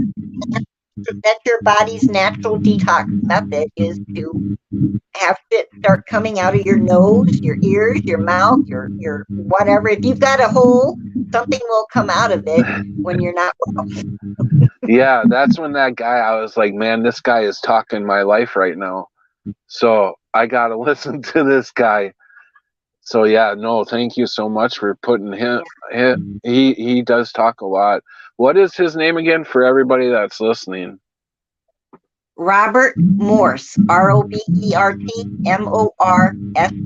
You can find his YouTube channel. He's got 2 of them, Dr. Robert Morse, or you can go to drmorse.tv and see all of his videos uncensored, because like everybody else, he's just now using YouTube as an advertisement to go somewhere else. You can really hear what he has to say.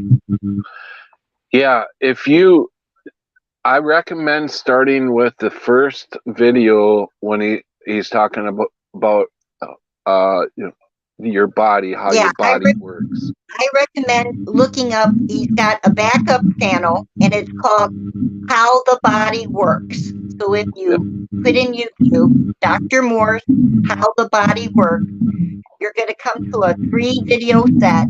They're 3 videos, 15 minutes long. Yeah. And he's going to explain to you the very basics on how the body works. And like you said, Robert, when you hear truth, it resonates with you, and you'll be like, yeah, it's so simplistic. It really is. My name is Patrick. My last name is Roberts. Oh, did I call you? Oh, yeah. Sorry. You called me Robert. Sorry. That's okay. Yeah, and that's okay. My name. I have a few people that come on that always call me Robert, or like Sharky always calls me Patty. So now a couple other people have caught on to that, and they'll call me Patty, and it really bugs the shit out of me. I don't like being called Patty, but don't tell people that, or they'll do it. I know, but since Sharky, since Sharky has done that since day one, I've known him for 7 years now, and I never, said anything about it. I'm just like, if he wants to call me Patty, that's fine. But I got used to it. I don't mind it as much coming from people I know. But if anybody else was just call me Patty, I would probably get a little irritated with it. But I know that I shouldn't, because I'm really not this body. I'm much more than that. We all are. And I honestly believe that we all, because really, who wants to sit and listen to me or any of us talk the way we talk and what subjects we talk about? We're not going to be entertaining to anybody else, right? No. So the people who do stick around are special. They're very special. I feel like we're all out, wherever we're from, we are like a soul family, and I believe soul families can be huge. So we've, Yeah. you know, I think a lot of us in this community are soul family. I honestly do. I believe the same thing, Patrick. I feel that there is a connection for a group of us that we've connected through this technology, but we're connected on a much higher level. Yeah, for sure. I do too. Yeah, because it, you know, like I said, we don't do anything special on this stream, but talk about real pressing things that you know. Normally, I wouldn't. Probably 7 years ago, I would have, if I was in this position, I sure wouldn't be filming it for the world to see. But I'm way past that. I could care less what this world thinks of me. In a way, in some way, I do. Mostly, you guys. I care what you guys think about me. I don't care what this world thinks anymore. So that's where I'm at right now. Yeah. And I believe I've got a lot more growing to do, but I do feel like I've come a long way from, especially since my 20s. But, you know, since I've been Mandela affected 7 years now, I think I've come, spiritually, I come a long way. And it's Actually, been wonderful to watch. Thank you for sharing. Thank you for sharing, because you make yourself vulnerable by putting yourself out there and telling people this. And not everybody has the courage to do that, and it can be very cathartic, connecting and being able to just be ourselves. Yeah, I didn't realize that it was going to go this far. When I started, all I would talk about was the Mandela effect, and not that I've gotten away from it, because I do still see the Mandela effect, and it still bothers me in a way. It's not bad, but it's I need to figure it out. It's like constantly, you know, why is this happening? I just don't get it. Why is everything changing? You know, that thing. But anyways, I started doing it because I I fought with it for so long, because I was like, I don't want people to see me constantly. I don't like being on camera, really. But I had this kick in the ass, and for months after the Mandela effect, for months, I felt like there was a higher power telling me I needed to start doing videos about the Mandela effect. And I realized the people that I've met through doing this have been really special people, and every one of them have a heart of gold, and they truly care about people. And this is how I was able to connect with my soul family, is what I'm calling you now. You all my soul family. And I felt like this is what I was supposed to do. But I didn't think it was going to go this far as to showing my misery. That is hard to do, because every day when I think about doing a live stream, now everybody knows I'm homeless, you know, and all this shit. But I'm like, you need to show this so other people can see there are other people out there like me who are on the same uh like you guys. I'm vulnerable. I'm very vulnerable, and I'm very lonely. It's hard. It's hard being by yourself in this world. Yeah. I feel And you know like, what? you know, Maybe we can be an example to people on how it looks like to take a chance and help out a fellow human being. Maybe we'll inspire other people that are in our position to be like, right, look, it doesn't have to be scary, and you can any day change your life around and go on a new path in a new direction. right. This, I mean, I was thinking what to call this stream. I didn't know what I was gonna put, like, still homeless, whatever, da da da da da. But I'm like, you know, I don't know. It just popped in my head. I'm taking a right turn because I was thinking this is the right thing to do, and it is a big right turn. So it's like, yes, we both are taking chances here and going out and beyond, you especially, going out and beyond and reaching out to another human being and saying, hey, I'm going to try to help you. And that's all that matters, is somebody cares. You know, I don't even have my family out here that are reaching out to me. Nobody is reaching out to me, and that's sad. That hurt. I mean, it's not. I'm not mad over it. I'm sad. I'm more hurt that my own family knows I'm in a fucking car and don't, you know. That's another thing we can say we have in common, Patrick. I used to say this whole blood is thicker than water thing didn't run true in my family. Yeah, right. So, you know, it's not everybody wins the lottery when it comes to families, you know.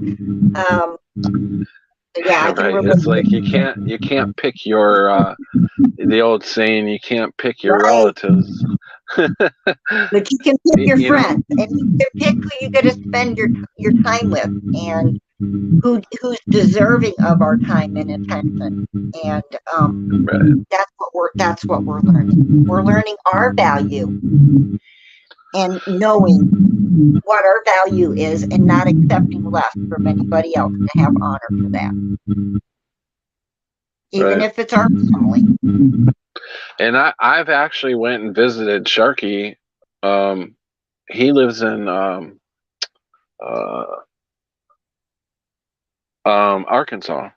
He lives in Arkansas, and I went to visit. I think I stayed with him for a week, and we had an awesome time, but we were both in pain at the same time, and it was kind of funny, actually.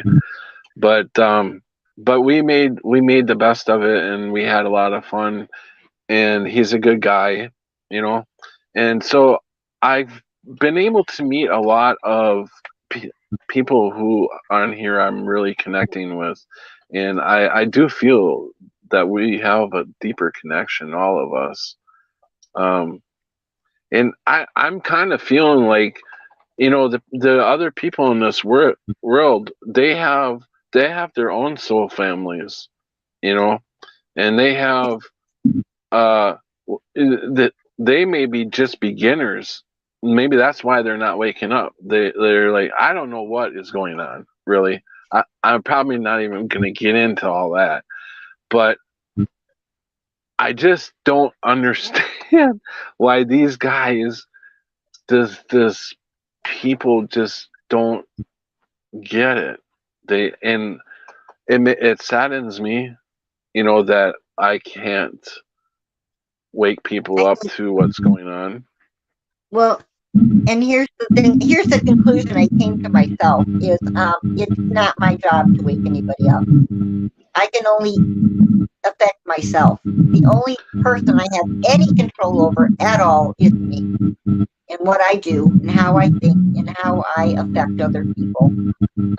But I'm not going to change anybody's mind, and I no longer think it's my duty to change their minds. You can share information, but share it when it's ready to be received, and that's the tricky part, you know. Yeah, I think you're right. Maybe that's what when to share and when to not. Maybe that's what digital is trying to convey to me, that I'm not, that I'm doing, they're not going to wake up. So why even bother trying and wasting your time, And maybe it's their role to not wake up in order to help us wake up.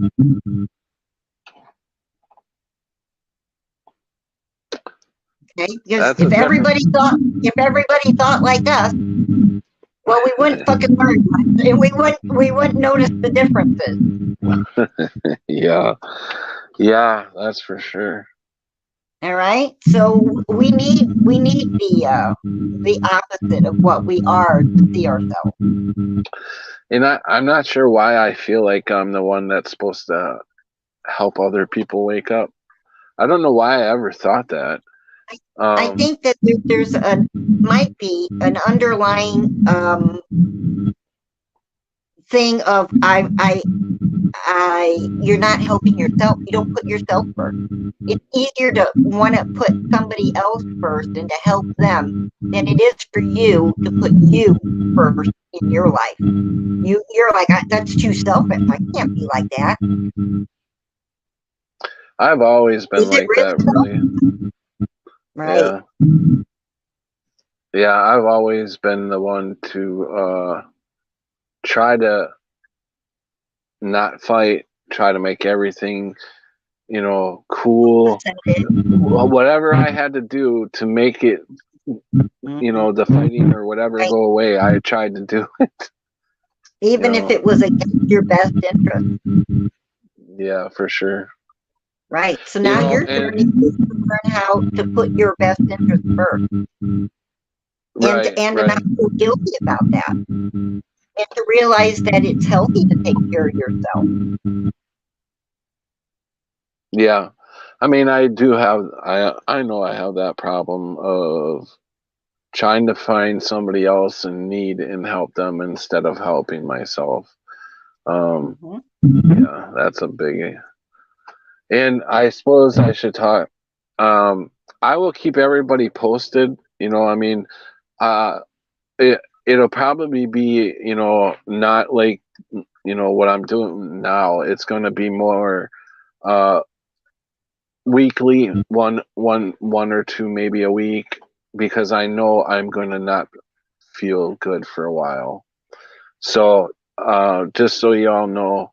But I will keep up if Net wants to do a live stream with me sometime. That would be awesome.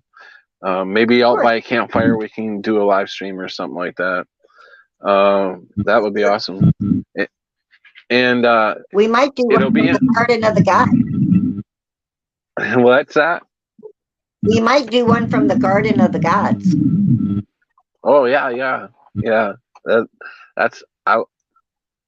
I would love to do that. That sounds pretty interesting. And that'd be a surprise. So it'll be another trick getting to Annette's because my car, I just bought this. Now it's acting up, 2 days ago or a day ago. I turned the steering wheel and it's making this noise. I thought it was low on steering fluid. Yeah, and so it's completely full of steering fluid. So now it's probably the steering pump or whatever they call it. So I'm gonna go for it though.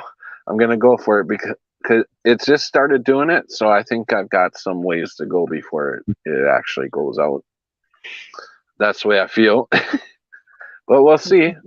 I have roadside assistance on my insurance, so I'm all good there.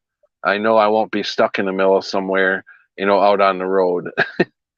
So, and then if you do, call me because I have a tow truck driver guy that's my buddy. So okay, we'll call him. Does the insurance company normally have you call your own tow truck, or does no, they like to call their own, and then they'll pick a company which will fuck you.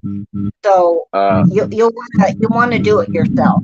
So if that happens, you call me. I'll give you the number. We'll have Brad come get you. It doesn't matter where in the state of Illinois you are. He'll come get you.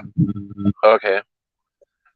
All right. Yeah. I mean, I think I'll make it. I mean, the car is a pretty good running car, but I'm just a little. There's some small problems that if they go out, they could be big problems.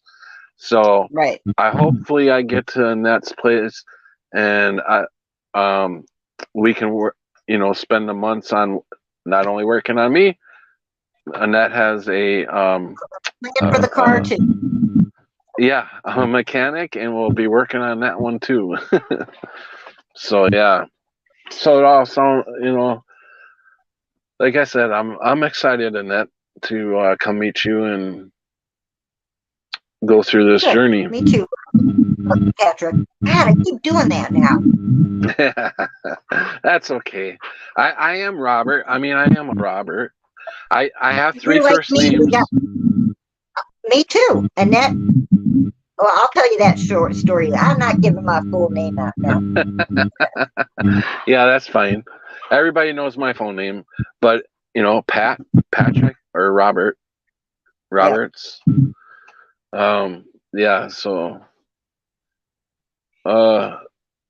just right. an Irish old man. So thank you, Annette, for the kind offerings, and I am definitely going to take you up on them. Like I said, I'll text you or call you on Monday morning before I leave Rapids, and let you know. Okay, sounds good. So safe travel. Yeah. Yes, thank you, and thank you for coming on the live stream with me tonight.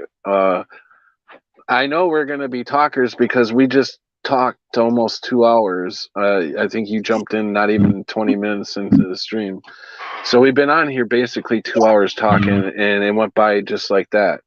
So I think we're going to be just fine as far as talking goes. I think so. I don't think there'll be too many awkward silent moments. Yeah, right. Well, when the awkward silence comes, that means that we're either trying to think of another story to tell, or we're just completely exhausted and ready to go to bed. Right. But yeah, that's when you start getting that awkward, like, what do I say now? But it doesn't always have to be talking with me. We can enjoy some quiet moments together too, Yeah, it's nice just to listen to nature sometimes. It really is. Yeah. Yes. Yeah. I love I love the outdoors. So yeah. So anyways, thanks, Annette. If you want to get going here pretty soon, I'll probably keep going for about another 20 minutes or so. Do you want to stay on, or do you want to head out? No, I'm ready to get off and okay. That's good. And go to bed. All right, sounds good. In that, I'm actually going to get going in about 20 minutes. Yes, and I look forward to meeting you in person. Thank you. I'm very excited to see you. You have a good night. Sleep well. Yep, and love and healing to everybody in chat. Okay. Yep, for sure. Love ya. You have a good night. All right, guys, Mandel Mile. I don't even know if I welcomed you, but I do see you, Mandel Mile. Thanks for coming in. I met someone who sees finally, but giggled. Texas Danny says, first Beatles tune that comes to mind. What is the first Beatles tune that comes to mind? What is it? Good one, John Lennon. Wait, did I miss something here?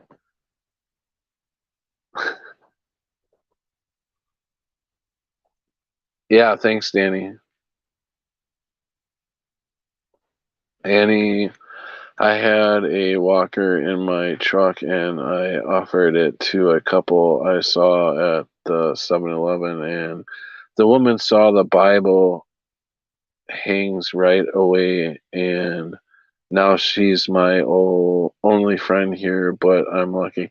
That's pretty cool, though. Yes, good night, Annette.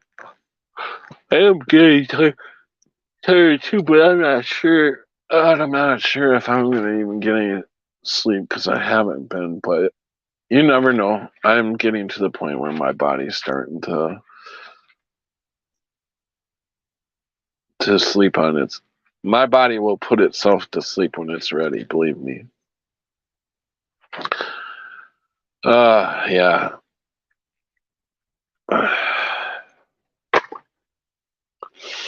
But anyways,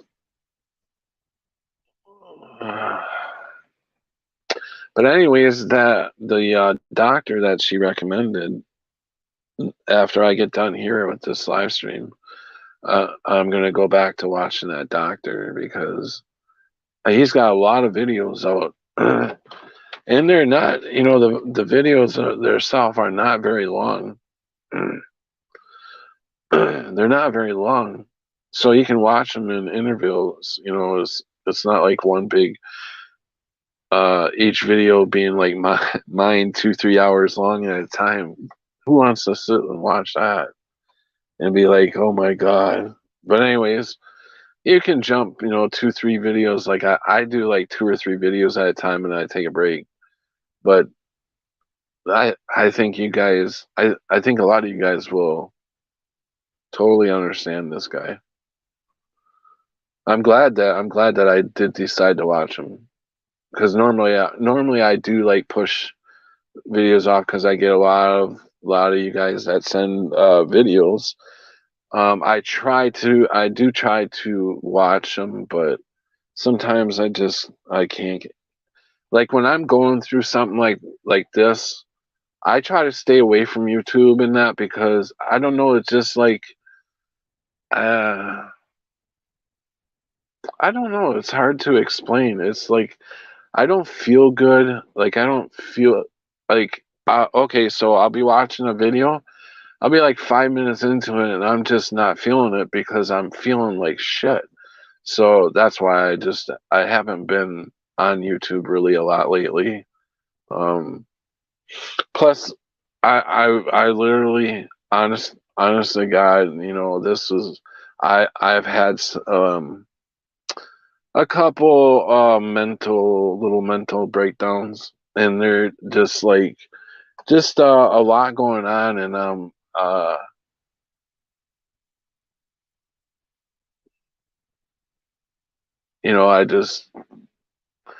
don't freak out or anything. I just start bawling. I just cry for a while. I just like, man, I don't understand what the hell I did wrong. I feel, what it feels like, and it runs through my brain a lot. I'm like, what if we do live different lives, like reincarnation or something? I'm just putting it out there, just saying. Not saying it's, just what I'm thinking. So don't go off on me. But what if we do live reincarnation? What if my last life what if I was just a really bad, evil person, and now I'm like paying for it? Now I need to pay for my sins that I did in my last life. I don't know. I don't know how this shit works. But I'll tell you something that I've often thought about. The Mandela effect. It's real. It is real, and people try to tell me that I'm losing my fucking mind, that shit can't change. It hasn't changed. But I know Looney Tunes changed on me. That could be a company change, but they're just not telling us. Yeah, okay. Captain Crunch was always Captain Crunch for me. It wasn't Captain Crunch. JFK, it was 4 seats, 4 people in the car, not 6 people. I just don't know what the fuck. And this really gets me because it messes with the rest of my life. But I honestly believe it's a good thing.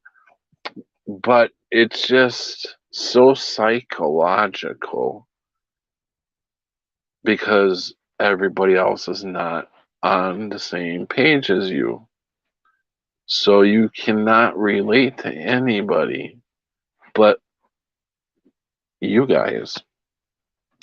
And then people are like, oh, you just talk to people on YouTube. You don't even know who they are. Da da da da da.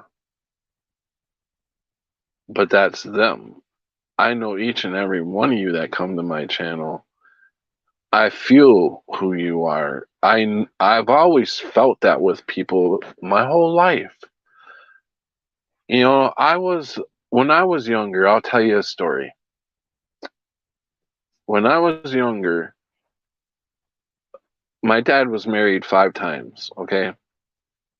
And so he would fight with his wives a lot.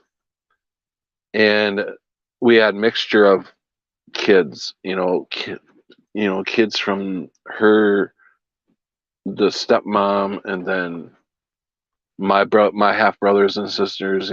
It's just a mess. But I always knew, even if they didn't, I could walk into a room and know that they are fighting, or there's some kind of fight going on in the house.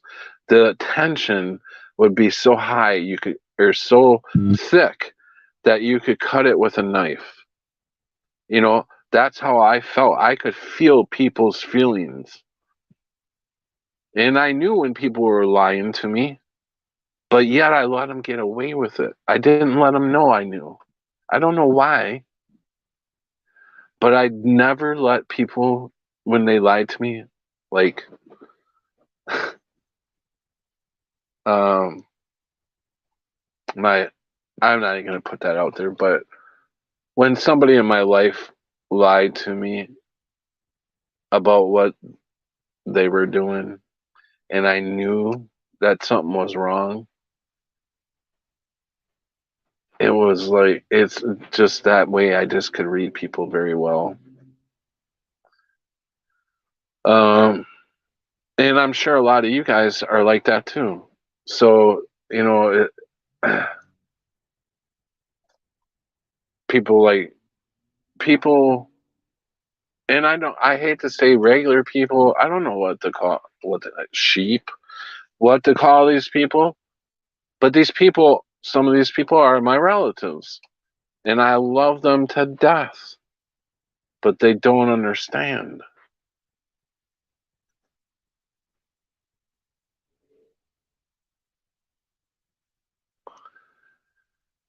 Nor do I think they really care.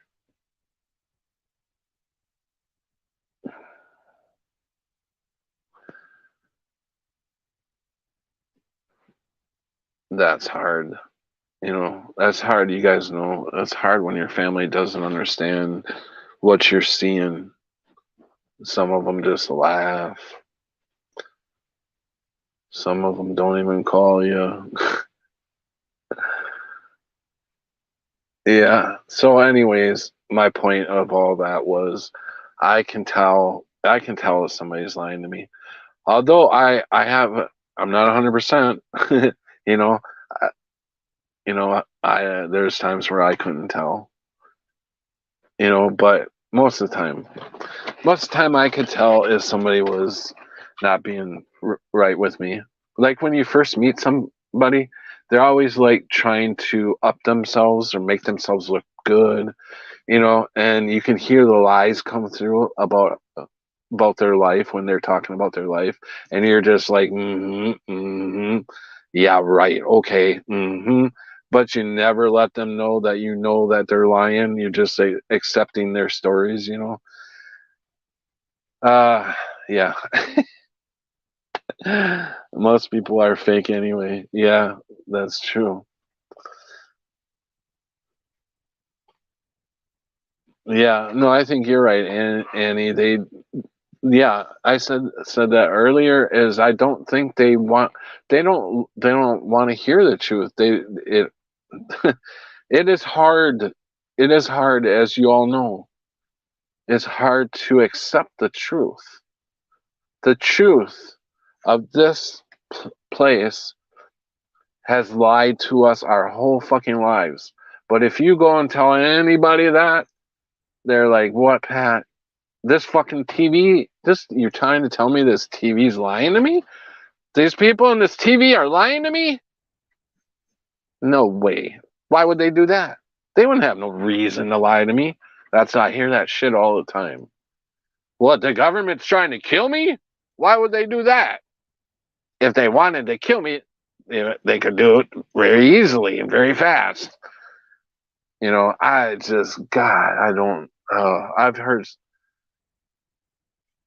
nobody wants to fucking listen. And, digital's right. Why even bother messing with people when it's not going to do anything? I brought it up tonight to a guy, the Mandela effect. I was telling him about the Mandela effect, and he was listening. At least I think he was listening. But he didn't really care because when I stopped talking, you would expect to get a question or something about what you just talked about. But no, they go completely somewhere else and start talking about their agenda or whatever their, politician or whatever. They just go way to fuck off somewhere south. And it's like, what? Did you not hear anything I said? This fucking place is changing. Everything is changing. Really, it is changing every day. But when you do that, you look like a lunatic. But how else do you go up to people? I guess it's not worth it. I have a hard time with that because I feel like everybody should know, at least be told, so they have a choice to try to figure things out. But like you all are telling me here, people just don't. They don't want the truth. They want to live in their safe little bubble and let the government have its way with them. That's really what's happening with the whole world. There's only a few of us that are like trying to fight back against all this shit. And I know we're fighting on deaf ears.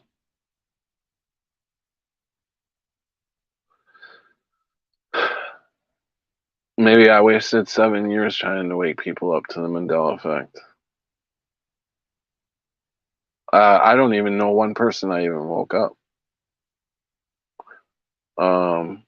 I thought I had, I don't know. Maybe I did. Maybe I did plant some seeds somewhere, but I didn't see them. Yeah, Streamliner, welcome, by the way. And Vanessa, wow. Vanessa VA, welcome.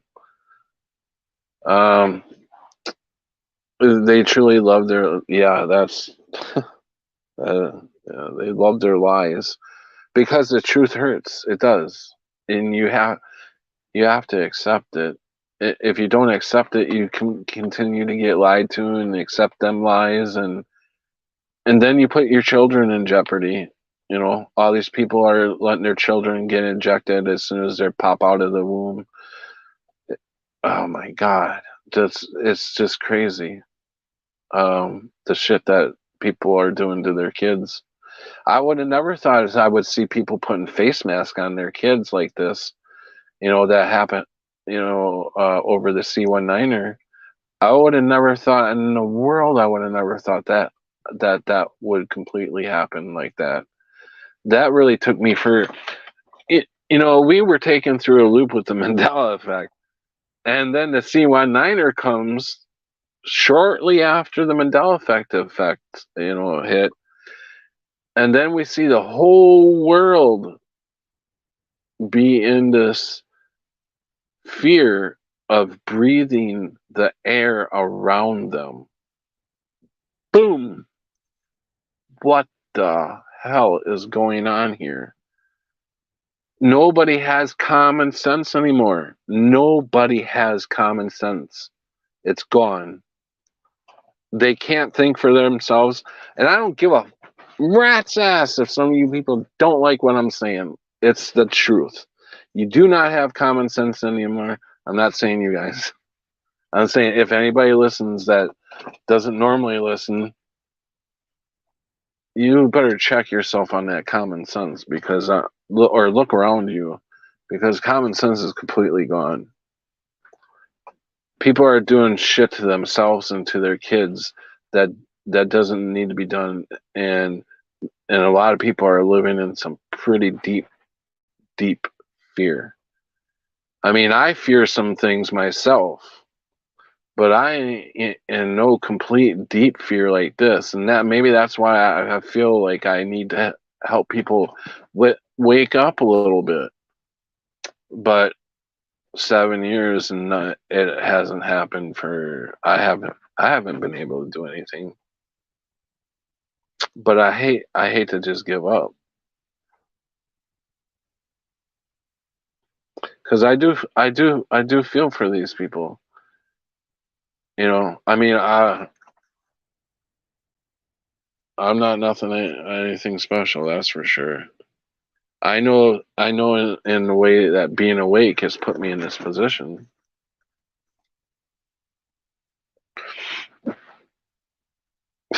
And my ex-landlord is some kind of Christian. You know what?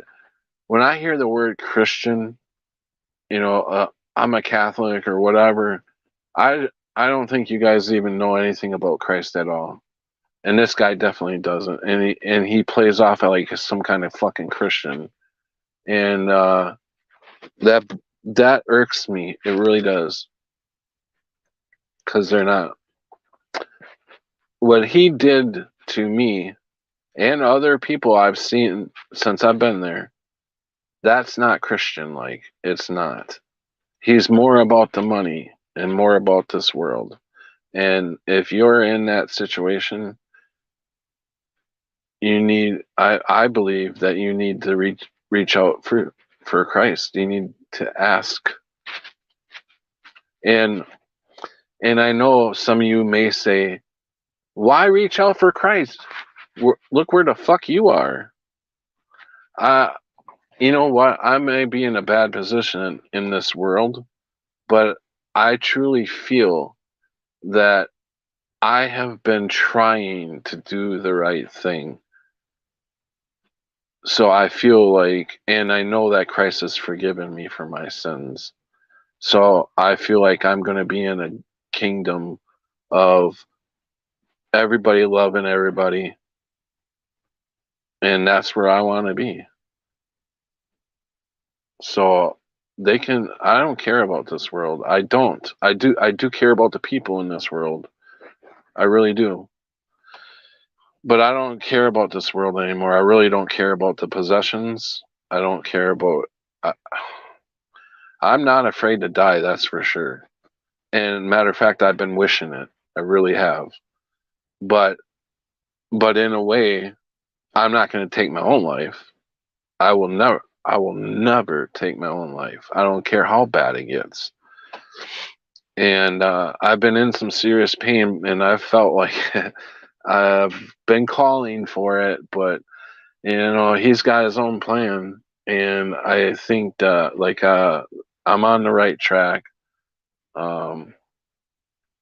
He sent me an angel, and I'm going to reach out towards that angel. So I think everything will be cool. I will get my health in order, hopefully. It's the pain. It's not that you're giving up. You're just moving on. Yeah, I get it, right? You're absolutely. Mary, that might be the worst thing about Emmy is the obsession to convince others we don't want to get it be becomes a huge distraction from what we should be focused upon. Well, since the Mandela effect, that's when my spirituality really started. And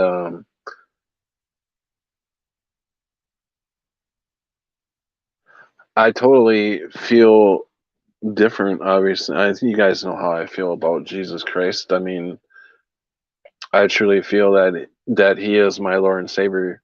He did die for our sins. And this man tried to love everybody, even his enemies. Even when they were killing him, he begged for mercy for them. I don't know about you guys, but that's a person I want to be following. That's a man that I want to follow. And yes, he was a man here, but he's a God now. And he died for our sins. He came here. He came here to show us how we should be. So for me, that's how I feel. I don't belong to any church. I think they're all bad. I think they're all teaching false doctrine. And that was one of the reasons why I was doing this. And that's why I wanted to go into churches and try to show them that they're teaching false doctrine. Because that's not good. And I believe Jesus Christ told us that we should go out and tell people about Christ, about this Mandela effect. I would think he would want us to tell people about this. But none of us are having any not as many people. We're all trying to talk to people about this, and none of us are waking anybody up. At least I haven't heard anybody wake up from somebody teaching the Mandela or talking about the Mandela effect to somebody else. If anybody has woken anybody up, let me know. I would love to hear the story. Not saying that it's false or anything. I would love to hear the story about somebody waking up from one of us talking to somebody. I mean, that would be cool. But I don't think I've woken anybody up for in the 7 years or 6 years, whatever it is. I don't even know anymore. 2016. What the end of 2016, so basically 2017, 2018, 2019, 2020. So yeah, it's going on 7 years. By December, it will be 7 years for me. Because I woke up in December of 2016 when I came out of the coma. That was an experience in itself. I was actually talking to people, but I really thought I died. It was so weird because I woke up on the table, on the operating table, talking to the doctor. I know I was talking to him. He even admitted to me after I came out of the coma that I was talking to him. But how could I be talking to him as soon as they got me in the emergency room, they put that tube down me. So by the time I got to the operating table, how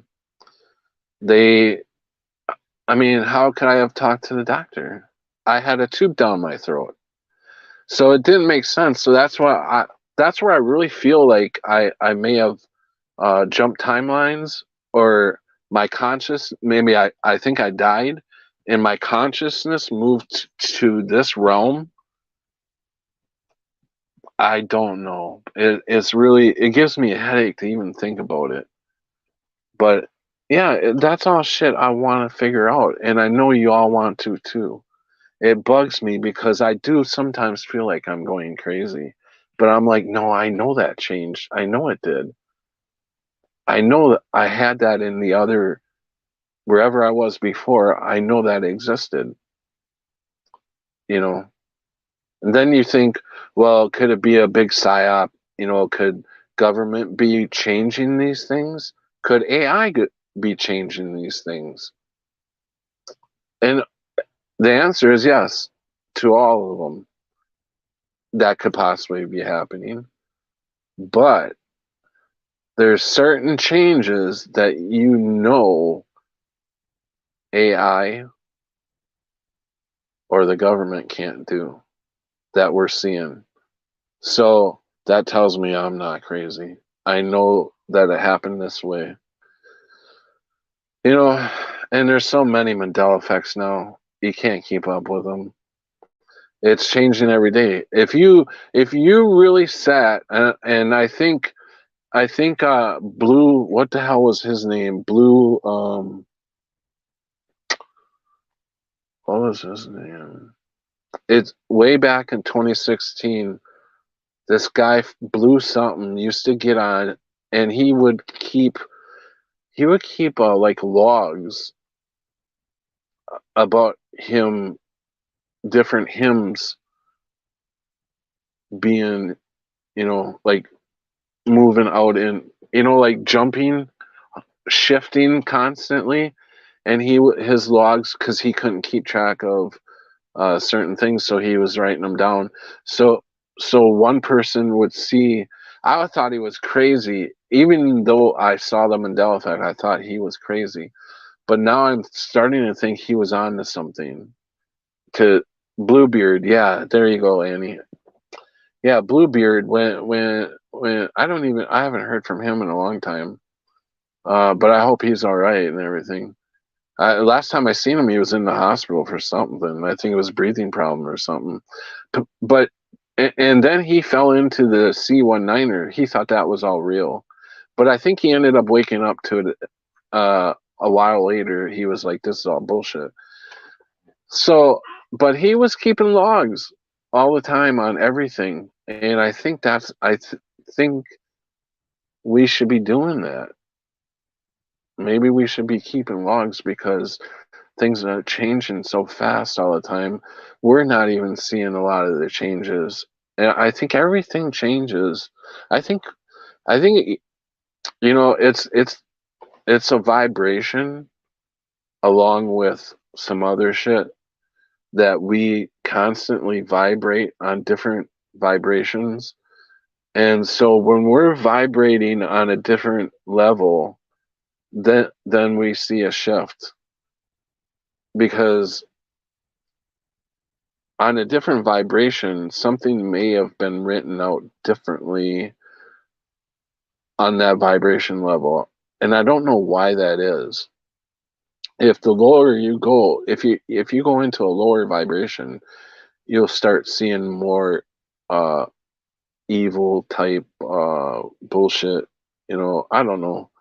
It just seems to get a little weirder when you're down, when you're really down like this, and you don't really have anybody to talk to, and you're kind of bumming around. You start thinking a lot about, and you start looking at things and getting a picture of different things, and then you start, after a while, you'll start seeing the changes, like just little bitty changes. And I don't know if that's just my memory.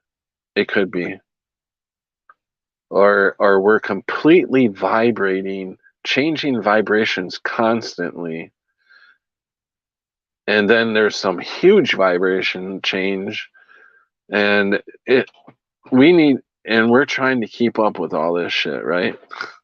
we're trying to we're trying to stay high vibe because that's where we feel the best, and where we do connect with a lot more people. When we're high vibing, we connect on a mutual level. When we're low vibing, we connect with people that are very young in and I'm not saying they could be older people, but they're young in spirituality, whatever you want to call it. And this is just my thoughts. I'm just thinking. I got a lot of thoughts coming out. I know. I'm sorry. I'm I'm jab going over 2.5 hours. But this new phone's doing a lot better with this battery system. I've been almost 3 hours and I've still got 57% on the phone. That's crazy. That other phone was like, that it would just delete. I mean, gold. But I could be on here for 8 hours probably tonight, because I got this battery pack and it is fully charged now. So who knows how many hours I could get out of all that. But I'll tell you, I am kind of tired, and I don't want to waste all this battery down because you know how long it took me to charge this fucker, and I had to sit. Well, at first I was doing all my charging at the damn laundromat, and I know you guys gave me a lot of ideas like going to the library and stuff like that. But I went to the park, and under the pavilion or whatever you call it, they had picnic tables, under there and everything where people could have a party if it was raining or whatever. Well, anyways, they had electricity, and I was like going there every day to get this damn thing charged. It took me about, I don't know, it took me about 4 days to charge this thing all the way full. That's crazy. But I was doing that, like charging it 2 hours or 3 hours at a time. I thought for sure after the first or second day this thing would have been charged. I was like, damn, this thing is really it takes a lot to charge that damn thing. But at least I was at the park where I could lay down and it like I can't really stretch out in here, so I'll lay down a blanket in the park and put my feet up on the picnic table and catch a couple Z's that way while my batteries are charging. My other batteries. So that's not so bad, but the last 2 days, all day long, it's been raining. I can't do jack shit. So that's been stressful because there's nowhere. Where am I gonna go now? I gotta sit in this car because it's downpouring, and it was supposed to stop raining today. Today, we weren't supposed to have any rain today, and it rained all day. It stopped probably a couple hours ago or so. But yeah, and with my windshield wipers still not working, can't really drive anywhere.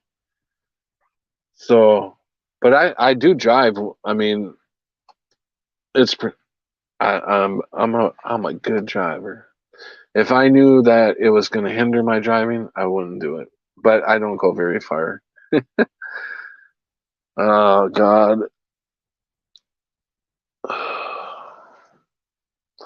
I'm excited about going there, but I'm afraid that this car. I'm afraid this car ain't. Oh, not gonna make it that far. But then again, I do because the will will. I'm gonna will it there. That's what I'm gonna do. Hold together. Hold it together. Yeah, I don't know what's up with the power thing or the steering thing. I mean, it's not hard. It's not hard to steer. It just makes a lot of noise when you turn the steering wheel. Danny says they hold position. Oh God.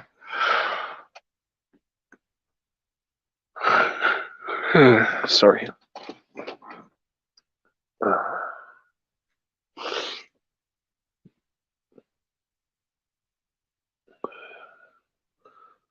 They hold position in the skies. There they labor and work. the waters into the atmosphere, they move very quickly.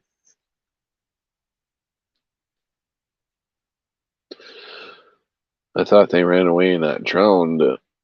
Not all of them were. What are you guys talking about?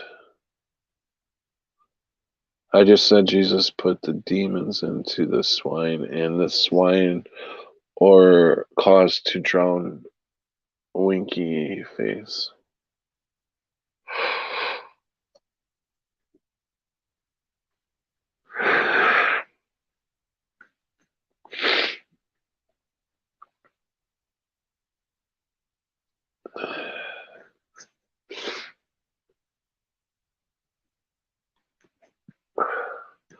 I'm just yawning and my eyes are watering.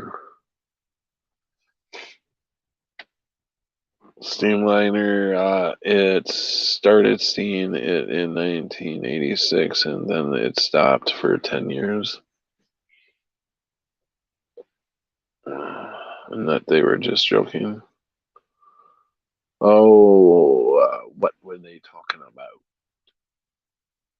Oh, Bluebeard is active, but very little about the Mandela effect. He informed me first about the pulse changing. So, you're saying Bluebeard is still like doing videos? Or is he not doing videos? My nose is now running. See what I mean? It's like,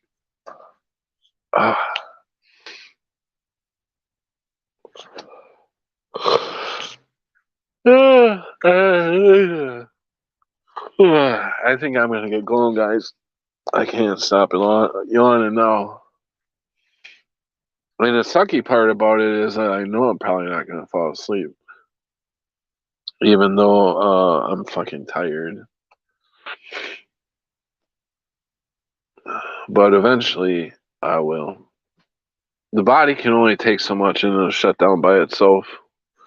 That's what most time I do. I just wait for my body to just fucking shut down.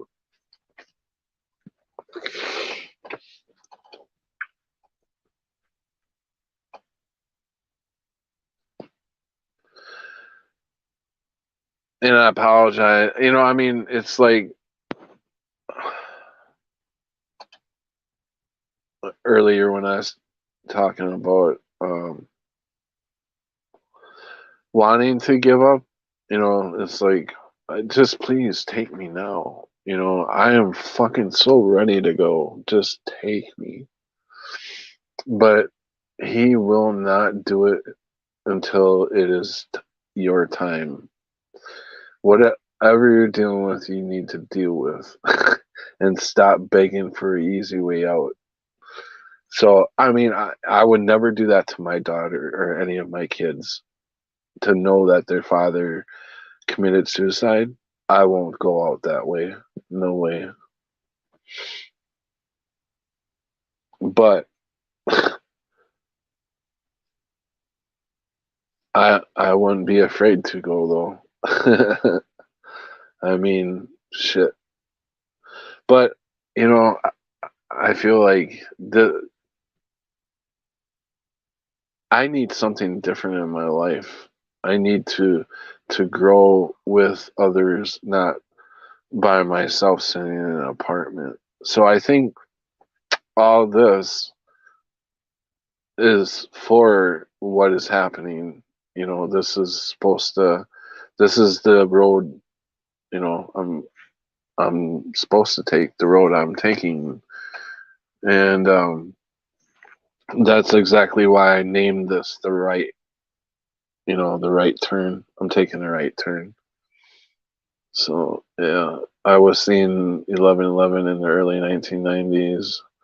I also think we not let the ME or 11/11 define us or distract us, bug us, or drive us crazy.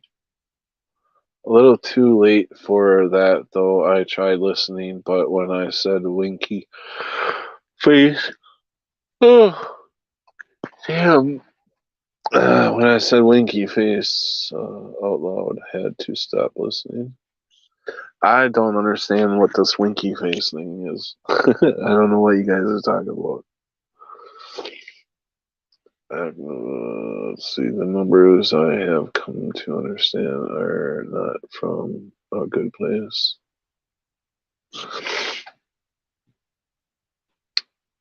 Annie, they were just joking. I don't know what you're talking about, but is there a way I can send you money?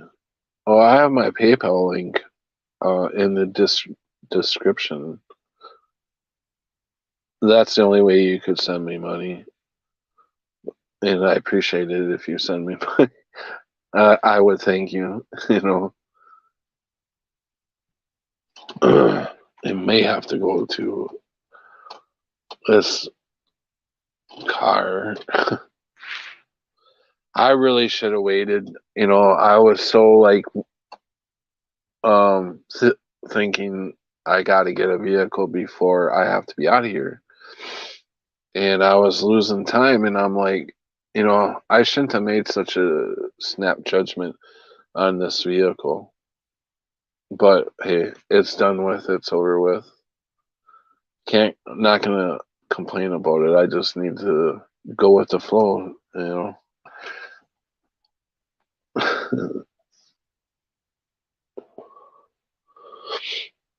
Thank you, that's so kind, streamer.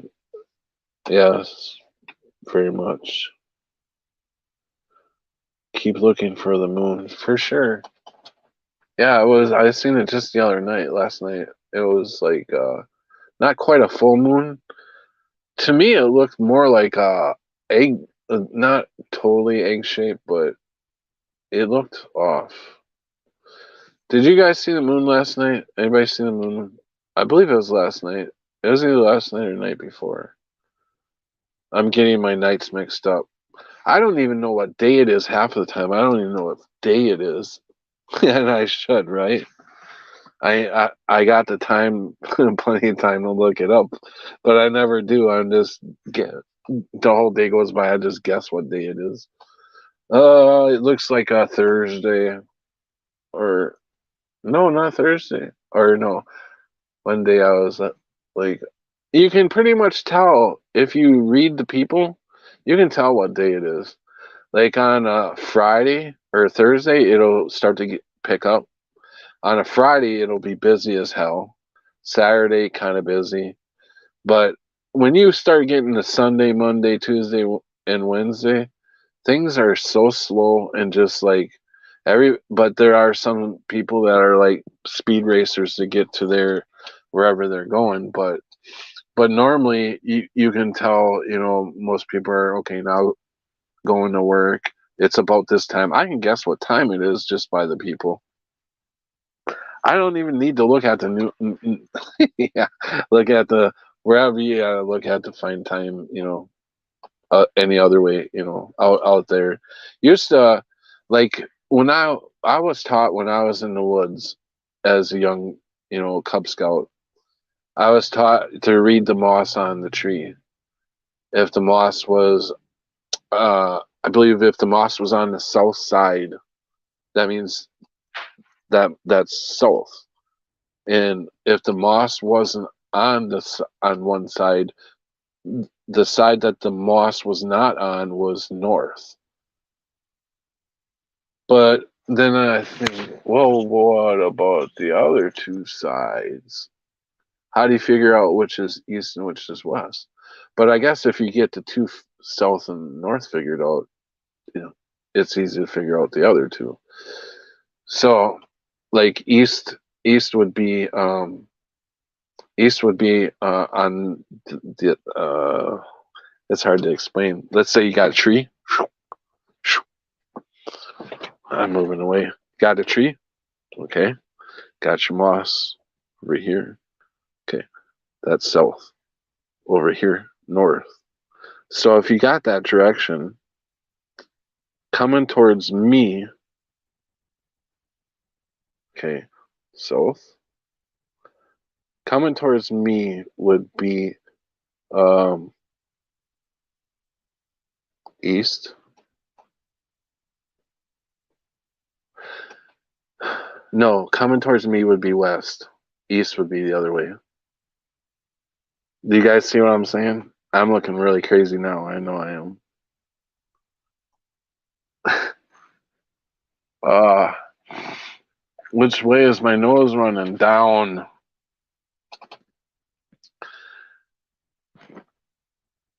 Yeah, the sun sets in the west. Yeah, you're right. The sun sets in the west. I guess that's how you can tell. But you'd have to wait till the sun set to know where you were going as far as east and west. Sun up in the east, sun sets in the west, right. But if you're reading this during the day, if you're reading a tree during the day, how would you know? You can't go by the sunset or the sun coming up. You're in the middle of the day. How do you figure it out? Do you want to wait there and wait until the sun? Sometimes you can't even see the sun setting in a certain direction because you're in the middle of the frickin' woods. Right, guys? Come on, be with me on this. Oh, I'm just joking. I'm gonna get going though. I'm getting tired and frankly, I need to wet my whistle because I'm getting some dry mouth.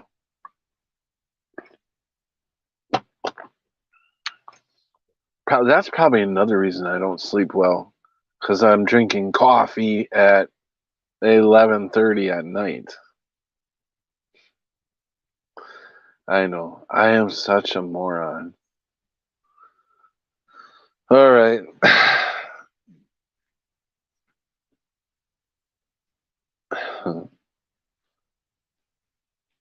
Tops point east. All trees tops point east.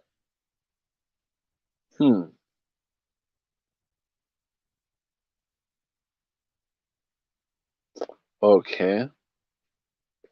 Interesting. Compass. That is smart. Yes. That would be very smart. If you had a compass on you, you wouldn't even have to worry about all this bullshit. So, lesson learned, take a freaking compass with you if you're going to go into the woods. I just checked. You were only 6 hours away from a hot meal and comfortable mattress. 6 hours. That's not bad.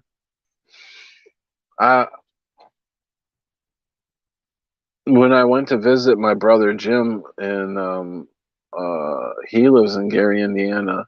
That's exactly 6 hours from here too, about somewhere around there. A little bit more, maybe, I don't know. But yeah, I'm actually going to Annette I've never been over where she lives, that part of Illinois. I've never been down that way. Oh, Cammy, you're coming in just as I'm heading out. You are very late. I don't know what time I started the stream. 8:30, I think.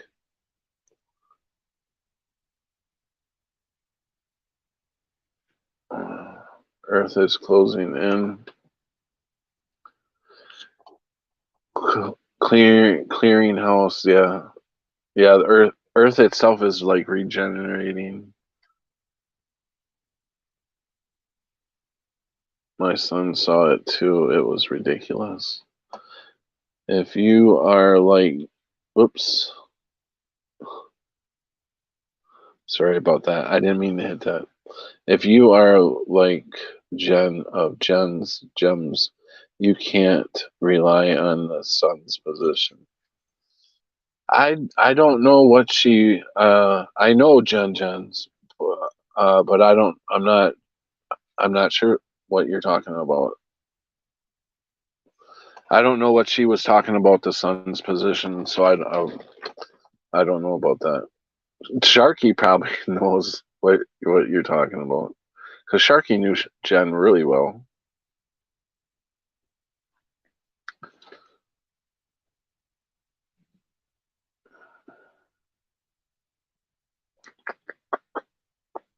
I hit the comment thing, but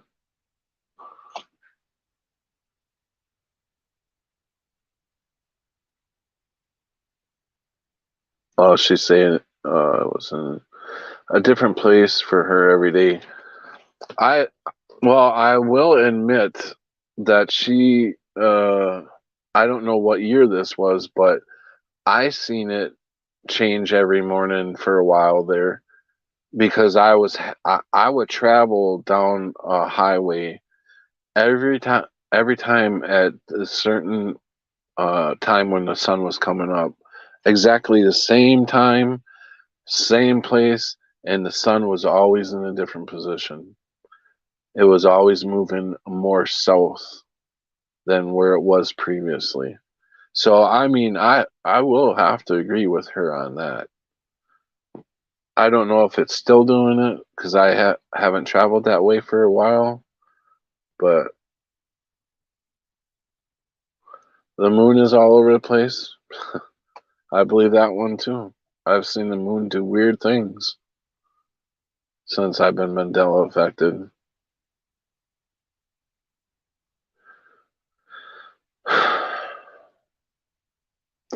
All right, guys. You guys all have a good night. Thanks for coming in and listening. And I appreciate you all. I really do. I appreciate you guys' advice. Um, just your good talks. We always go in all kinds of different areas. So you never know what you're gonna hear on this channel. Really.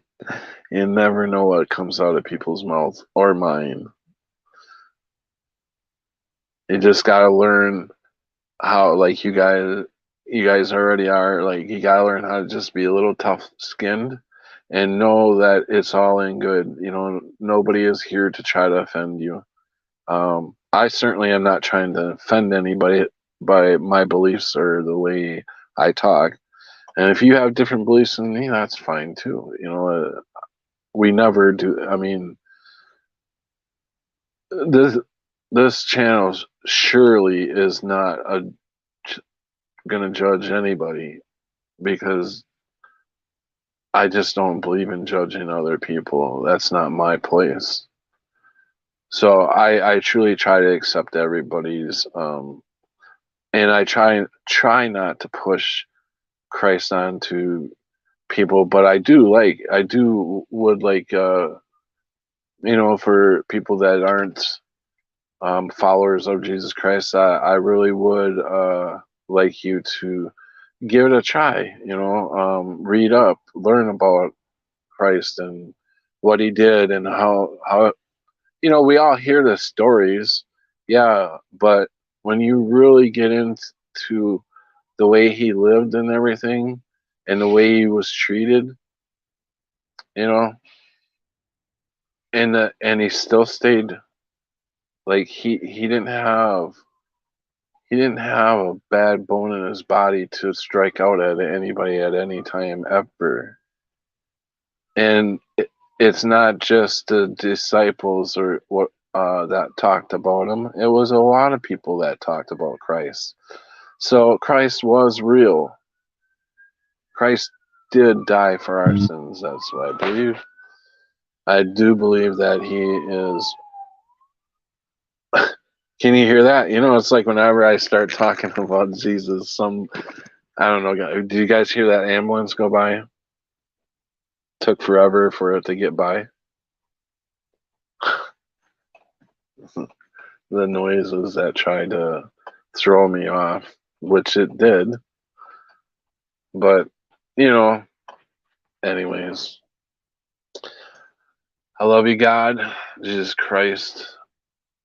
I love you, and I truly love you guys. I care about you guys. I wouldn't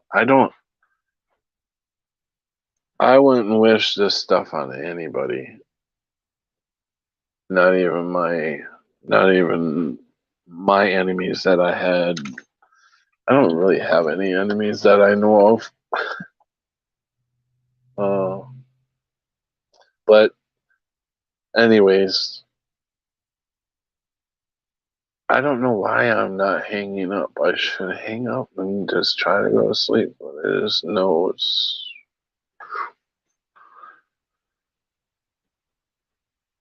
Puts car in drive. And in my life, I love y'all. Yeah, Mandela Mile, you've been around for ages too.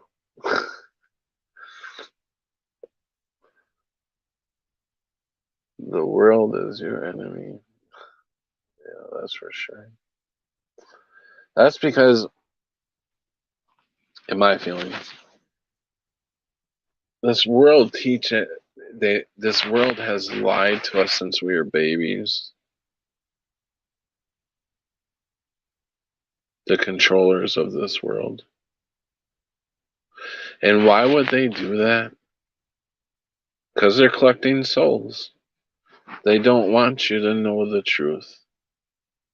The more dumbed down you are, the more likely you're going to go with their program the way they want.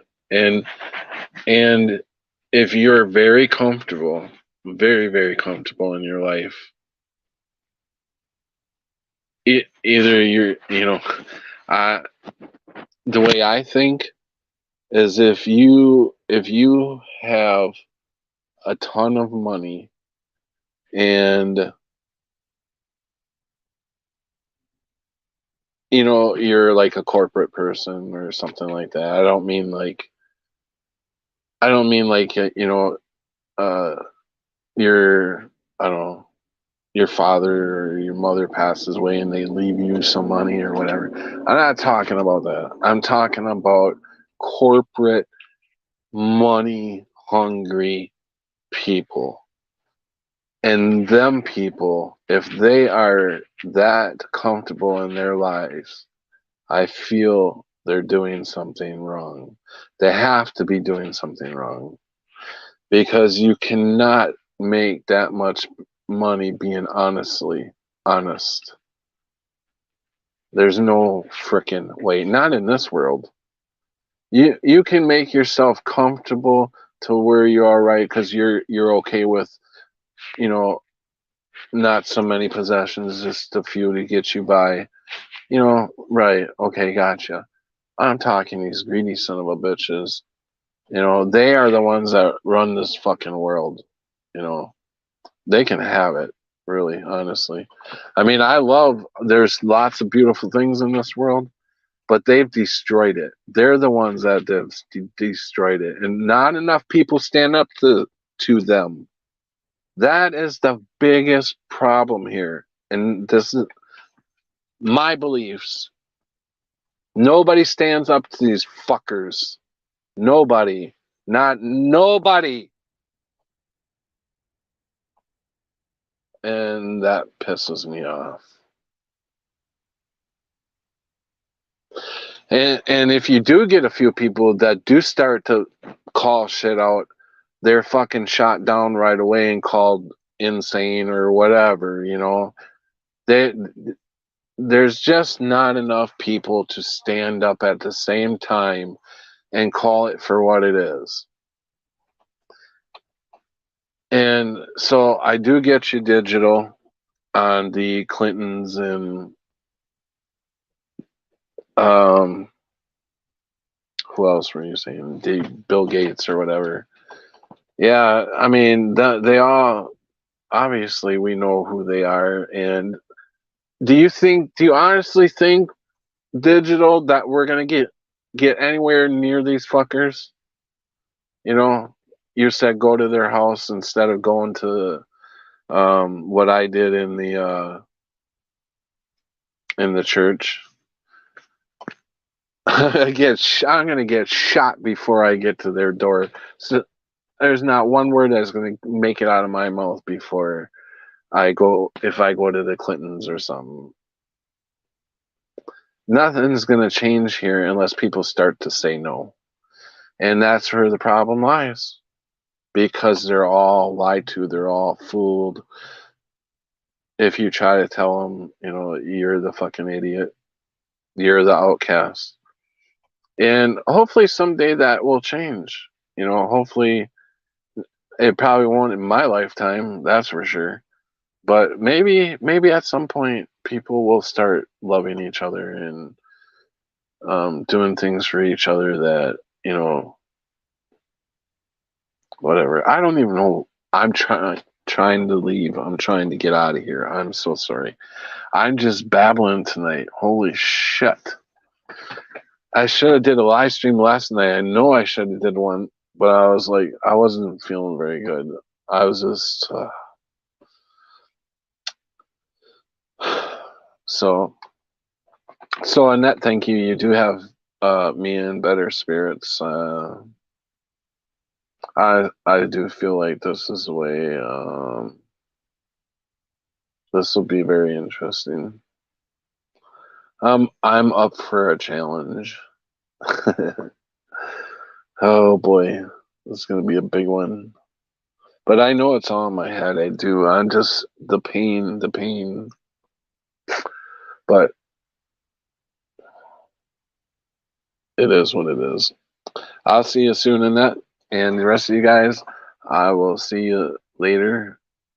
I had a huge garden last year and didn't have many bees. That's an Yeah, I knew. I heard a while ago that the bee thing was starting to die out, and if we lose the bees, that's not good at all. Anyways, I am going. I'm leaving. I'm checking out. Uh, you guys have a good night, Cammy.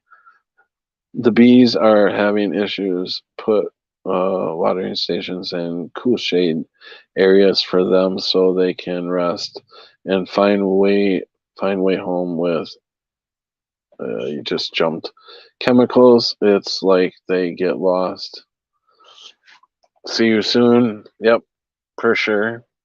I feel evil is being rewarded and drawn out to where it can be seen because they think they're not going to get punished.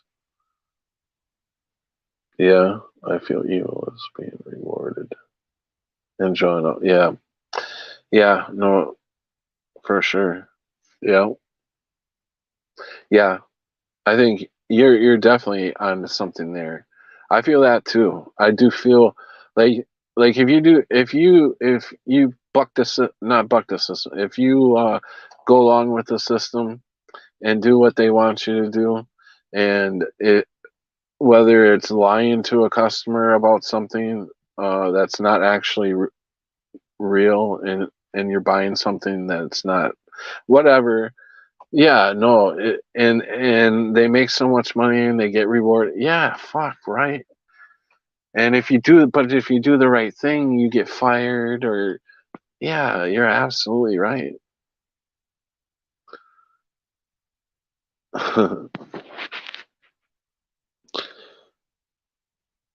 So many people are talking, and I hate to end the stream. That's why, but I really do gotta go. But you guys can continue. I think you can continue talking for a while. You know, you guys can do that if you want. Um, but anyways, I'm gonna check out. I am going to try to get some sleep. I'm doing all I can within the limits of the rules. Yeah, it is hard to it is very hard to toe the line. Uh, I just couldn't do it. I've always been a bucker of the system my whole life.